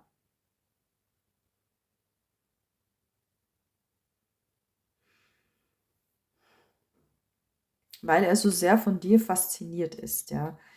Also das ist eine tolle Energie.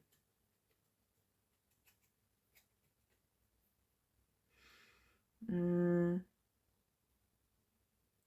Ich möchte hier aber auch schauen für Paare, die schon verheiratet sind. Okay, ja, also wenn es auf dich zutrifft, dass du mit diesem Mann verheiratet warst, ich sag's mal so, dann will er sich um dich bemühen, um wieder mit dir die Ehe aufzubauen. Weil er mit dir die Zeit so stark genießen konnte. Wenn du mit ihm jetzt verheiratet bist, ja, dann habe ich von ihm die Energie, ich möchte mich um sie bemühen, um sie nicht zu verlieren, und ich bin bereit dazu, eben auch noch in der Ehe eine Arbeit zu verrichten, so eine Art Aufbauarbeit zu verrichten, die eigentlich gar nicht in die Ehe gehören würde, sondern die ich eigentlich nur vor einer Ehe machen sollte, ja, oder vor einer Beziehung. Und dazu ist er auch bereit. Also das ist etwas ganz Tolles. Okay, so.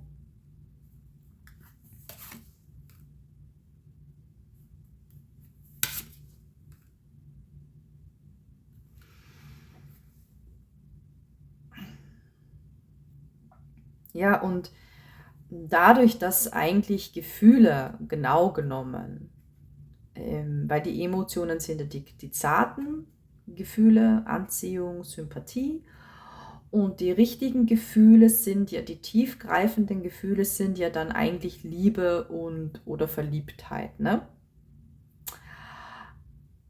Und bei einem Mann ist das genau das Gleiche. Ja, psychologisch gesehen ist Verliebtheit und Lieben bei einem Mann das Gleiche, weil ein Mann sich ihm nicht spontan verlieben kann wie eine Frau. Da gibt es keine spontane Verliebtheit, da gibt es keine rosarote Brille, sondern alles, was vor der richtigen Liebe bei einem Mann vorhanden ist, das ist reine sexuelle Anziehung, auch wenn sie gerne sowohl von Frauen als auch dann von Männern oder eben von diesem einen spezifischen Mann selbst als Verliebtheit bezeichnet wird. Ja? Und wenn ich dann natürlich hier sage, weil es bringt ja nichts, wenn ich jetzt sage, ich will jetzt für dich auf seine Gefühle schauen, ja. Und da bringt es nichts, wenn ich dir nur sage, ja, er liebt dich oder nein, er liebt dich nicht. Okay? Deswegen, wenn ich sage, ich schaue auf seine Gefühle, dann schaue ich natürlich ein bisschen tiefer, ein bisschen komplexer. Und wenn hier erscheint, dass er dich als seine Ehefrau sieht, ja, entweder jetzt schon mit in seiner Vorstellung oder dass er natürlich schon mit dir verheiratet ist, natürlich liebt er dich dann richtig, das ist klar.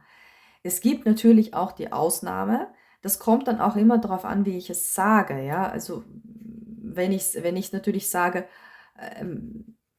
ja, es ist ganz am Anfang, ihr seid am Anfang eurer Kennenlernphase oder er hat noch nicht einmal begonnen, dir den Hof zu machen. Natürlich liebt er dich dann noch nicht, dann ist das nur sexuelle Anziehung. Aber das habe ich vorhin ja auch schon gesagt, ne? Und weil ihr alle in den unterschiedlichsten Energien und Situationen seid, nenne ich dann auch immer verschiedene Möglichkeiten. Okay.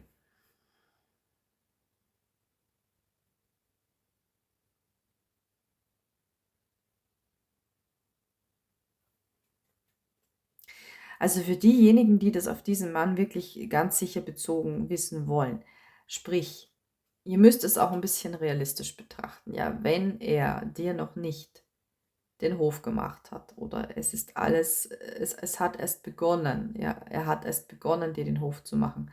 Natürlich liebt er dich dann noch nicht richtig. Ja, das ist klar. So, wenn du das aber ausschließen kannst, ja, und du willst jetzt wissen, okay, wir sind jetzt schon ein bisschen weiter, wir sind jetzt schon, also normalerweise, das heißt, sobald sich der Mann in die Frau verliebt, also sie anfängt sie richtig zu lieben, ja, sofern das richtig aufgebaut worden ist oder wird im Moment richtig aufgebaut wird, ja, heißt es, der genaue Cut, also der genaue Schnitt zwischen Kennenlernphase und Beziehungsaufbauphase, ja, das sind eben die 2 Phasen, um eine Beziehung in einer Ehe, für eine Ehe richtig aufzubauen. Zwischen diesem Schnitt oder während diesem, wie soll ich das sagen, in diesem Übergang verliebt sich der Mann in die Frau. Liebt der Mann die Frau? Ja? Das heißt, die Beziehungsaufbauphase kann gar nicht sein, kann gar nicht gemacht werden, wenn der Mann die Frau noch nicht richtig liebt. Denn bevor er die Frau richtig liebt, wird er nicht mit ihr ernsthaft über gemeinsame Lebenspläne sprechen. Ja, Süßholz raspeln schon, das ist aber etwas anderes. Und wenn der Mann eben die Frau richtig liebt, dann wird er sogar von sich selbst aus über gemeinsame Zukunftspläne sprechen wollen. Ja, wenn nicht sogar sofort die Frau fragen, ob sie ihn heiraten möchte. Und so könnt ihr auch erkennen, ob erstens der Mann euch richtig liebt und zweitens, ob eben die Beziehungsaufbauphase schon begonnen hat und die Kennenlernphase zu Ende ist. So, also, wenn er nicht erst vor kurzem dir angefangen hat, den Hof zu machen, sondern das ist schon länger so. Ja, und du bist jetzt nicht sicher, du wirst jetzt wissen, ist er schon in mich verliebt, liebt er mich schon richtig, ja? Und dann habe ich hier die Antwort für dich. Das wirst du merken, indem er verstärkt auf dein Wohlbefinden achtet, ja? So als ob er sich Sorgen machen würde um dich. Das trifft jetzt auf diesen Mann zu.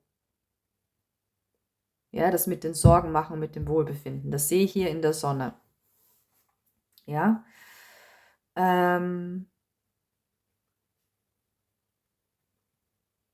Es kann auch sein, dass er ein bisschen ehrfürchtiger rüberkommt, ja.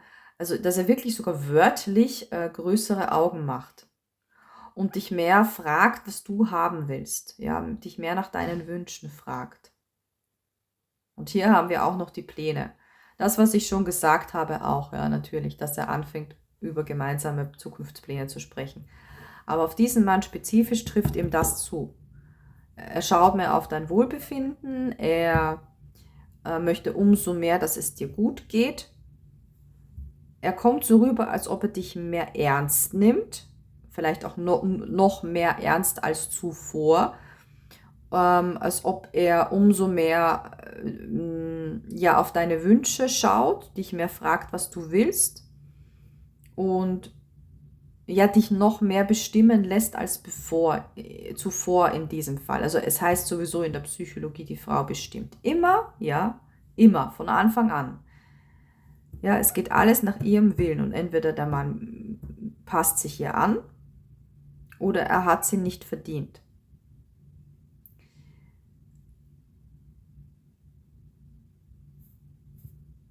Oder nicht verdient ist auch irgendwie zu streng. Ja, es gibt auch Männer, die können nicht wachsen, die wollen nicht wachsen, die haben so unterschiedliche Vorstellungen.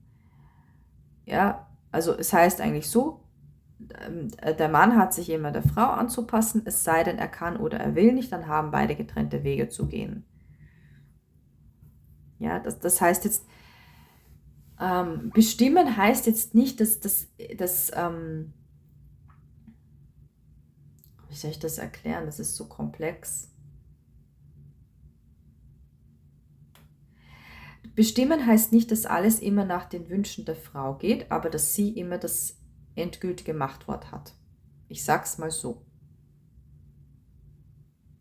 Ja. Und auch wenn er dich bisher schon, so wie es sein soll, bestimmen hat lassen, wird er dich umso mehr ab jetzt bestimmen lassen, in dem Sinne, dass er nur nachfragt oder dass es dir so vorkommt, ja. Oder du hast es nicht bemerkt und jetzt bemerkst du es dadurch. Ja, dann kannst du bei diesem Mann erkennen, dass er dich richtig liebt. So. Das sollte ich hier einigen Damen sagen.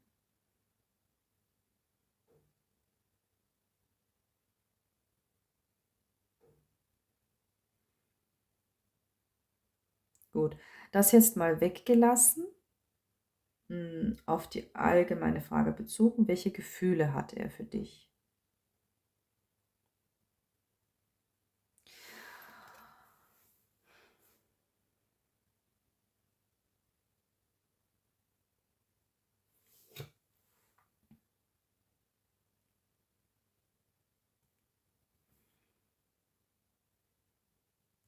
Ich habe hier, ja, das sind ja auch starke Gefühle, die natürlich auch etwas mit nur vorhanden sein können, wenn auch schon richtige Gefühle vorhanden sind. Ich habe hier Ehrfurcht. Ich habe hier das Gefühl von ihm, ja, stark, also es ist wie eine starke Emotion der Ehrfurcht. Und eben auch hier noch einmal separat, dass er sehr stark darauf achten möchte, dass es dir gut geht. Also das ist eine tolle Energie. Hier hat dann aber, wenn ich jetzt nur auf die Gefühle schaue, die 2 der Stäbe nicht so eine gute Energie. Schauen wir nochmal. 7 der Kelche. Ich glaube, das hatten wir bei dem. War doch nicht bei dem der Gehängte. Ja, da wollte ich ja auch noch ein bisschen genauer schauen. Ich habe hier wieder von ihm die Energie. In dem Sinne, ich habe hier Bange, ich habe hier Angst, dass wir nicht die gemeinsamen, dass wir bei bestimmten Themen nicht gemeinsame Pläne haben, ja, und dass sich dann meine Wünsche, meine Träume nicht erfüllen können, weil sie das anders haben möchte und dann passe ich mich hier an und kann eigentlich dann diesen Traum oder diesen Wunsch von mir nicht erfüllen. Da hat er Bange. Ja, und auch so, ich sage es nochmal, kann ein Mann nur empfinden, oder ja, so kann ein Mann nur empfinden, wenn bereits tiefgreifende Gefühle vorhanden sind. Ansonsten macht es, wenn nur leichte Emotionen vorhanden sind, wie Sympathie oder Anziehung, dann ist ihm das egal. ja, dann ist das relativ am Anfang, ja, dass er die Frau nur anziehend findet, also sexuell anziehend findet, oder dass er sie vielleicht auch schon als Mensch mag, ja, das passiert in den ersten Monaten, aber wenn noch nicht ernsthafte Gefühle vorhanden sind, ja, also Liebe, Verliebtheit, dann denkt er nicht an eine gemeinsame Zukunft mit der Frau. Dann hat er nicht Angst, dass er sich quasi aufgeben müsste oder irgendetwas ablegen müsste für sie. Das kommt einem Mann gar nicht in den Sinn.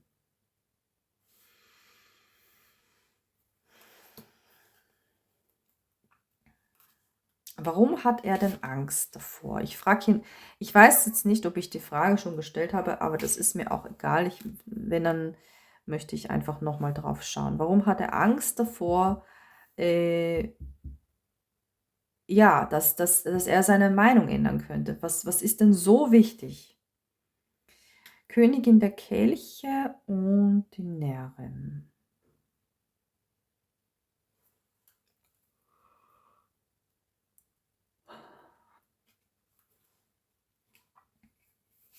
Also die Närrin verstehe ich hier schon. Warum die Königin der Kelche? Hier die schöne 5 der Münzen. Sehr schön dargestellt, ja. Eigentlich eine Karte des Verlustes, ja. Und hier ist das so gemeint, die Dame ist hier ganz nackt, ja.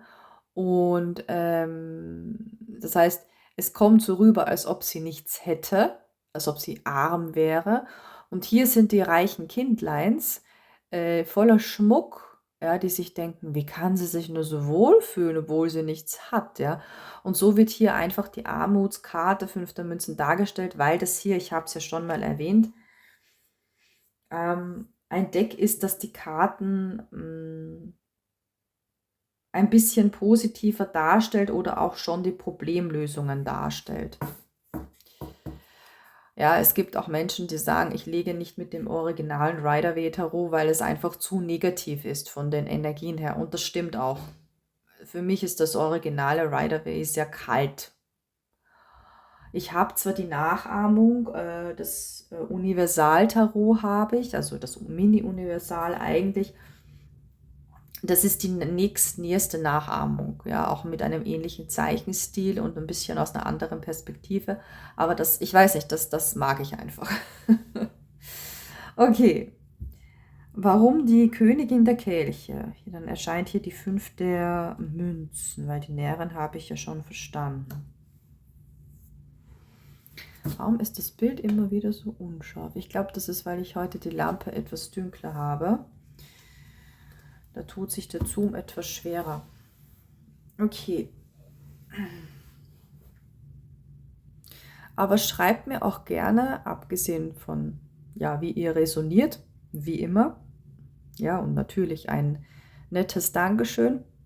Schreibt mir auch in die Kommentare auf dieses Video bezogen, ob für euch hier die Karten zu dunkel waren, ja, ob das zu dunkel war oder ist oder ob das so passt. Hier auch gerne eine Rückmeldung.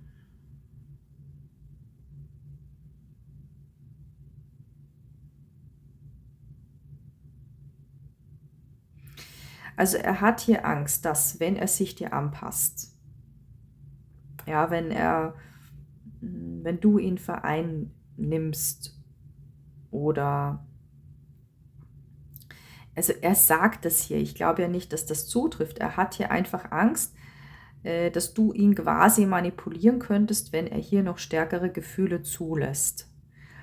Ja, das spürt er natürlich instinktiv, weil es auch so ist, dass einfach der Mann sich in einer gesunden Verbindung automatisch der Frau anpasst. Ja, natürlich, wenn die Psychologie ist ja nicht nur, wie soll ich sagen, die Psychologie geht ja Hand in Hand mit der Biologie und somit mit den Instinkten, ja. Also deswegen gibt es ja Männer, die sich komplett gegen Beziehungen wehren, weil sie genau wissen, dass sie dann quasi, ja, ich muss so sagen, der Frau verfallen sind. Und ja, weil die Frau einfach immer bestimmt, dass dann schon es sein kann, dass ein Mann gewisse Wünsche von sich nicht ausleben kann oder gewisse Träume. Es ist möglich. Ja, nicht gar nicht unbedingt, weil das die Frau so will, sondern weil das dann automatisch ein Prozess in dem Mann ist, der dazu führt. Ja, und das spürt er. Ja, er sagt hier, wenn du ihn vereinnimmst, quasi, kann er dann eventuell nicht mehr so locker durchs Leben gehen, ja, mit so Leichtigkeit. Dann kann er auf gewisse Dinge nicht mehr so ja, kindisch schauen. Und dann kann er sich nicht mehr von seinen ja, eher instabilen und unreifen Emotionen leiten lassen. Weil er dann wie eine Art Vernunft vor Augen hätte, weil du ihn dazu gebracht hättest, ja, also das passiert automatisch, weil du ihn dazu bringen wirst, vernünftiger zu sein. Dann kann er, oder kurz gesagt, dann kann er nicht mehr sein inneres Kind ausleben. Ja. Weil es kann schon sein, dass ein Mann im hohen Alter, ich sag's mal, so noch irgendein sehr kindisches Hobby hat. Aber wenn ihr euch vorstellt, ja, dass das ein verheirateter Mann ist, ja, der natürlich einen guten Eindruck machen möchte, ja, auf die Gesellschaft bezogen, also gegenüber der Gesellschaft, gegenüber der eigenen Ehefrau. Da ist die Wahrscheinlichkeit viel, viel, viel geringer, dass er dann immer noch dieses kindische Hobby hat. Es ist einfach so. Ein Mann wächst durch eine Frau.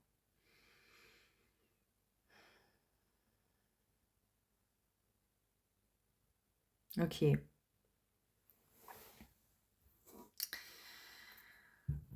Puh, es waren schon ganz schön viele Energien bisher.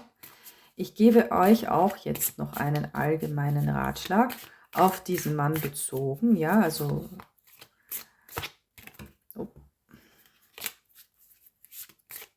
spezifisch auf diesen Mann bezogen. Weil wenn es nur ein allgemeiner Ratschlag wäre pro Stapel, dann wäre es ziemlich unlogisch. Dann wenn sich einige Damen von euch beide Steine anschauen, was übrigens für mich das Beste wäre, ja, weil das einfach dann, ja, je mehr sich von einem Video angesehen wird, desto mehr tut ihr damit eigentlich einem Video und somit einem Kanal einen Gefallen. Weil das einfach dann den Wert, also je mehr sich von einem Video angeschaut wird, desto mehr pro Person, ja, desto mehr erhöht sich die sogenannte durchschnittliche Wiedergabezeit und desto mehr wird das Video von dem Überprüfungssystem von YouTube als wertvoll eingestuft. Und somit wird es dann umso mehr Frauen, also Menschen generell, aber ich möchte ja die Legungen für Frauen machen, vorgeschlagen. Ja, also ich kann damit noch mehr Damen erreichen und noch mehr Damen helfen. So, aber wenn das nicht der Fall ist, ja, dann wäre es ziemlich unlogisch, wenn ich hier, zumindest in dieser Legung pro Stapel, einfach nur einen allgemeinen Ratschlag lege, ja, weil dann kann sich zum Beispiel eine Dame denken, ja, warum soll ich mir jetzt noch von dem lila Stein den allgemeinen Ratschlag anhören, wenn es ja für mich schon einen allgemeinen Ratschlag beim blauen Stein gab, ne? Deswegen in dem Fall ein allgemeiner Ratschlag bezogen auf diesen Mann.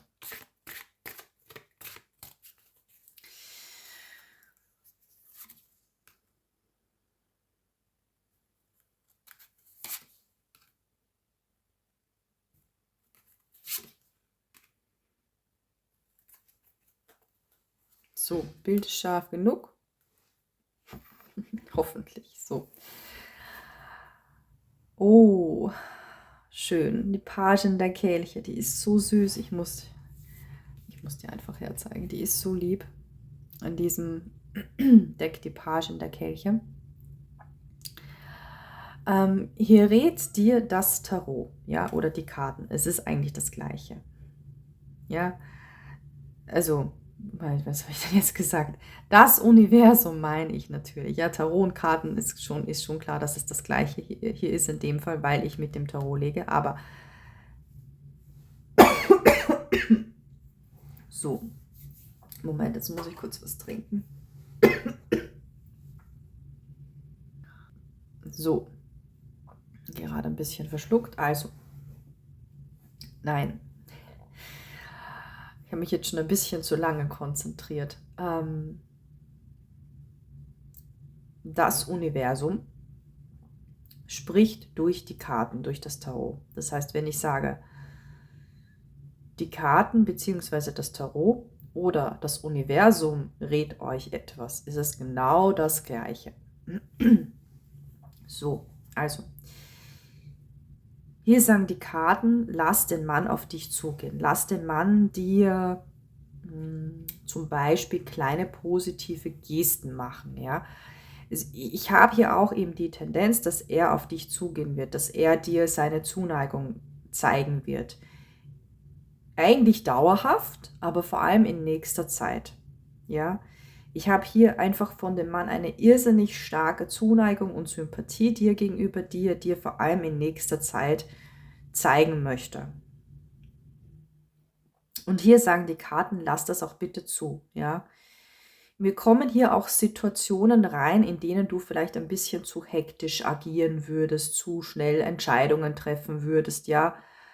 Bleib stehen auf der Stelle und schau, wie er mit dir umgeht, wie er mit dir agiert, ja. Das kommt mir hier einfach rein. Ja, genieße mit ihm den Moment. Wenn ihr zum Beispiel, ihr seid jetzt aus dem Auto ausgestiegen oder ihr trefft euch auf der Straße, ja. Also ihr seid jetzt vom Auto oder vom Zug auf diesen Gehweg.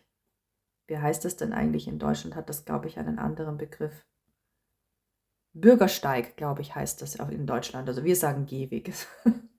Ja, ihr seid dorthin gegangen oder ihr habt euch gerade dort getroffen, ja, auf diesem Gehweg. Ja, ich habe das einfach gerade bildlich vor Augen. Dann versuch nicht hektisch dich umzusehen und zu entscheiden, okay, wir gehen jetzt in dieses Café oder in das andere Café oder in dieses Restaurant oder in das andere Restaurant, ja. Bleib stehen, schau den Mann an, schau dir seine Körpersprache, seine Augen, sein Gesicht an und lass ihn mit dir interagieren, ja. Lass ihn mit dir sprechen, lass ihn dir eigentlich damit zeigen, was er tun wird, ja. Wie sehr er dir gegenüber zugeneigt ist. In solchen Situationen nicht zu schnell handeln, nicht sich zu schnell umsehen und etwas schnell entscheiden wollen, sondern einfach im Moment, egal ob ihr sitzt, ob ihr steht, lass ihn mit dir interagieren. Ja, das habe ich gerade hier so vor Augen. Ich habe hier auch den Rat des Universums, wenn er sich in nächster Zeit melden wird, nimm ein Treffen an. Ja, es kann auch hier sein, ich habe hier jetzt nur auf ihn geschaut. Ja, das ist ja immer, wenn ich auf den Mann schaue, ist es ja immer eigentlich sehr einseitig. Es kann auch sein, dass du gerade auf ihn sauer bist. Ja, oder dass du dich vor ihm verschlossen hast in letzter Zeit, zurückgezogen hast. Hier rät dir das Universum, nimm von ihm ein Treffen an. Das nächste Treffen und überhaupt die nächsten Treffen, vor allem das nächste. Nimm es an, ja. Wenn er eine Aussprache will, nimm das Treffen an. Du hast nichts zu verlieren. Schlimmstenfalls gehst du hin und er benimmt sich schlecht, was ich spüre es bei ihm absolut nicht, ja, dass der irgendetwas riskieren würde, wobei er dich verlieren würde. Absolut nicht, ja. Wenn er sich holprig anstellt, dann unabsichtlich. Nimm das Treffen an und habe mit ihm eine Aussprache. Also schlimmstenfalls, wenn dir wirklich etwas nicht passiert, was ich hier nicht sehe, wenn dir irgendetwas nicht passt, Entschuldigung, ich habe mich schon zu lange jetzt konzentriert. Wenn dir irgendetwas nicht passt obwohl ich es nicht sehe, ja, dann stehst du einfach auf und gehst wieder. Ja, was hättest du verloren? Eigentlich, du kannst doch nicht unbedingt sagen, dass du was verloren hättest. Du wärst vielleicht spazieren gegangen. Du kannst vielleicht in der Nähe noch irgendetwas einkaufen gehen, ja. Nutz einfach immer, generell, jeder Mensch soll immer jeden Moment nutzen. Und wenn etwas schief geht, dann sollte sich ein Mensch auch immer überlegen, okay, was kann ich jetzt stattdessen tun? Ja, also zum Beispiel, ich fahre jetzt in die Stadt und möchte jetzt shoppen gehen in dieses eine Geschäft. Okay, es hat geschlossen. Fahre ich dann, fahre ich dann nach Hause oder schaue ich mich um und gehe in ein anderes Geschäft, ja? Wenn auch nicht unbedingt ein Kleidungsgeschäft, sondern irgendwas anderes. Ich mache einfach das Beste daraus. Ja, so für den Vergleich.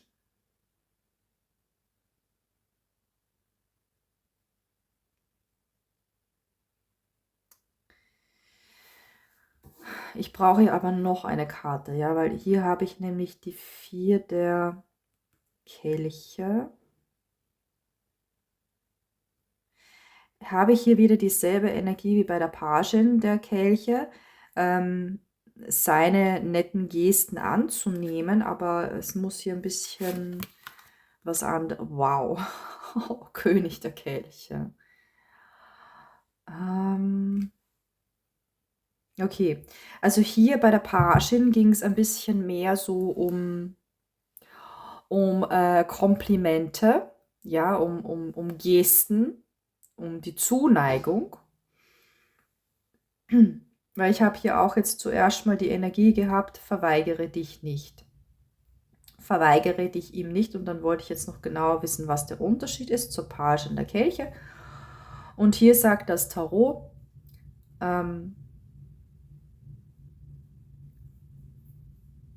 verweigere in dem Fall, auf diesen Mann bezogen. Ich sage immer, spontane Verliebtheit ist ganz schlecht, ja.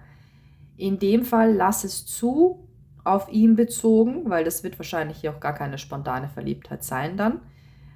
Lass hier die Gefühle zu, die du ihm gegenüber hast oder haben möchtest. Du kannst dich bei diesem Mann, hier sagt das Tarot, fallen lassen.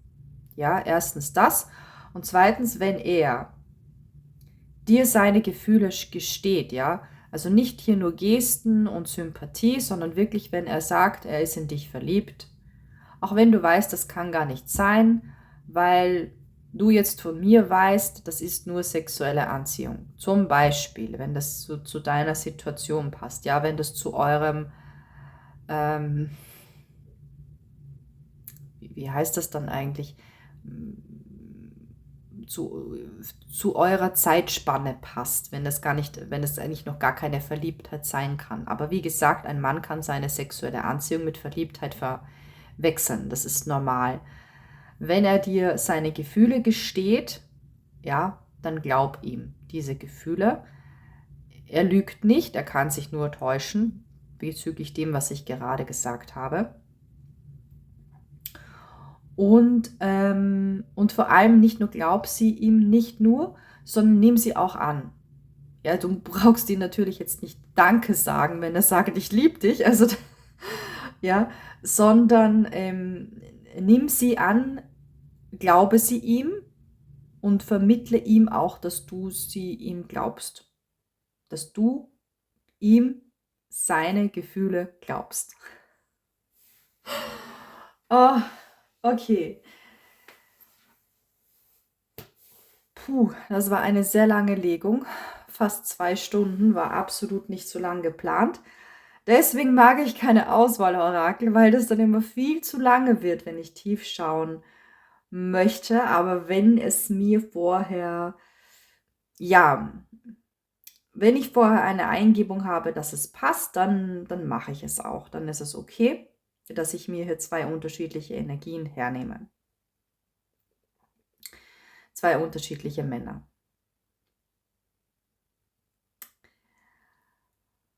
Okay.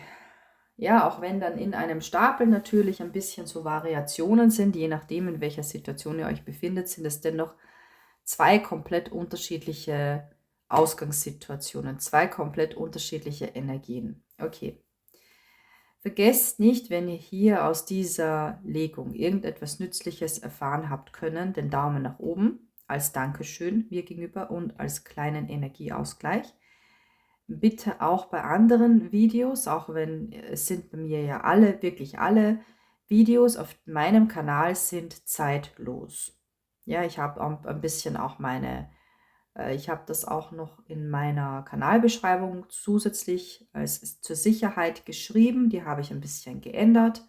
Ich habe es ja schon im letzten Video gesagt, ich musste ja meine gesamten Videobeschreibungen überarbeiten, da stichworthaltige Videobeschreibungen von YouTube als Spam eingeordnet werden. Und da bin ich sehr lange daran gesessen, das zu machen, damit die Videos dann besser vorgeschlagen werden, mehr vorgeschlagen werden und mehr Frauen erreichen können.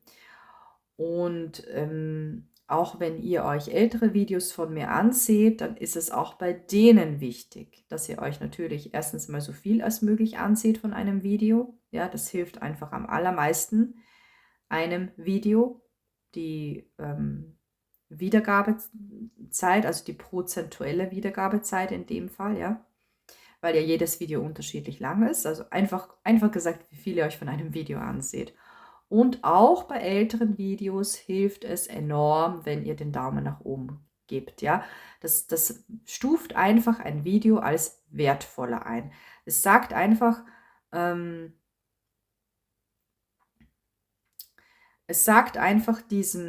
YouTube-System, oh, das Video hat einer Person gefallen, das scheint ganz gut zu sein, okay, jetzt schlage ich es noch mehr Personen vor. Oder mehr Damen, ja. So.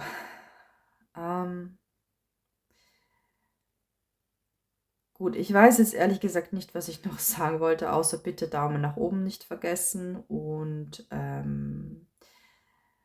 ja, wenn ihr wollt, könnt ihr natürlich auch einen Clip oder ein paar Clips aus diesem Video rausschneiden und es euren Bekannten oder Freundinnen schicken, wenn ihr meint, das ist eine wertvolle Passage des Videos, dass sie diese hören sollte. Sehr, sehr gerne. Ja, ich habe das genehmigt, dass aus meinen Videos Clips gemacht werden können.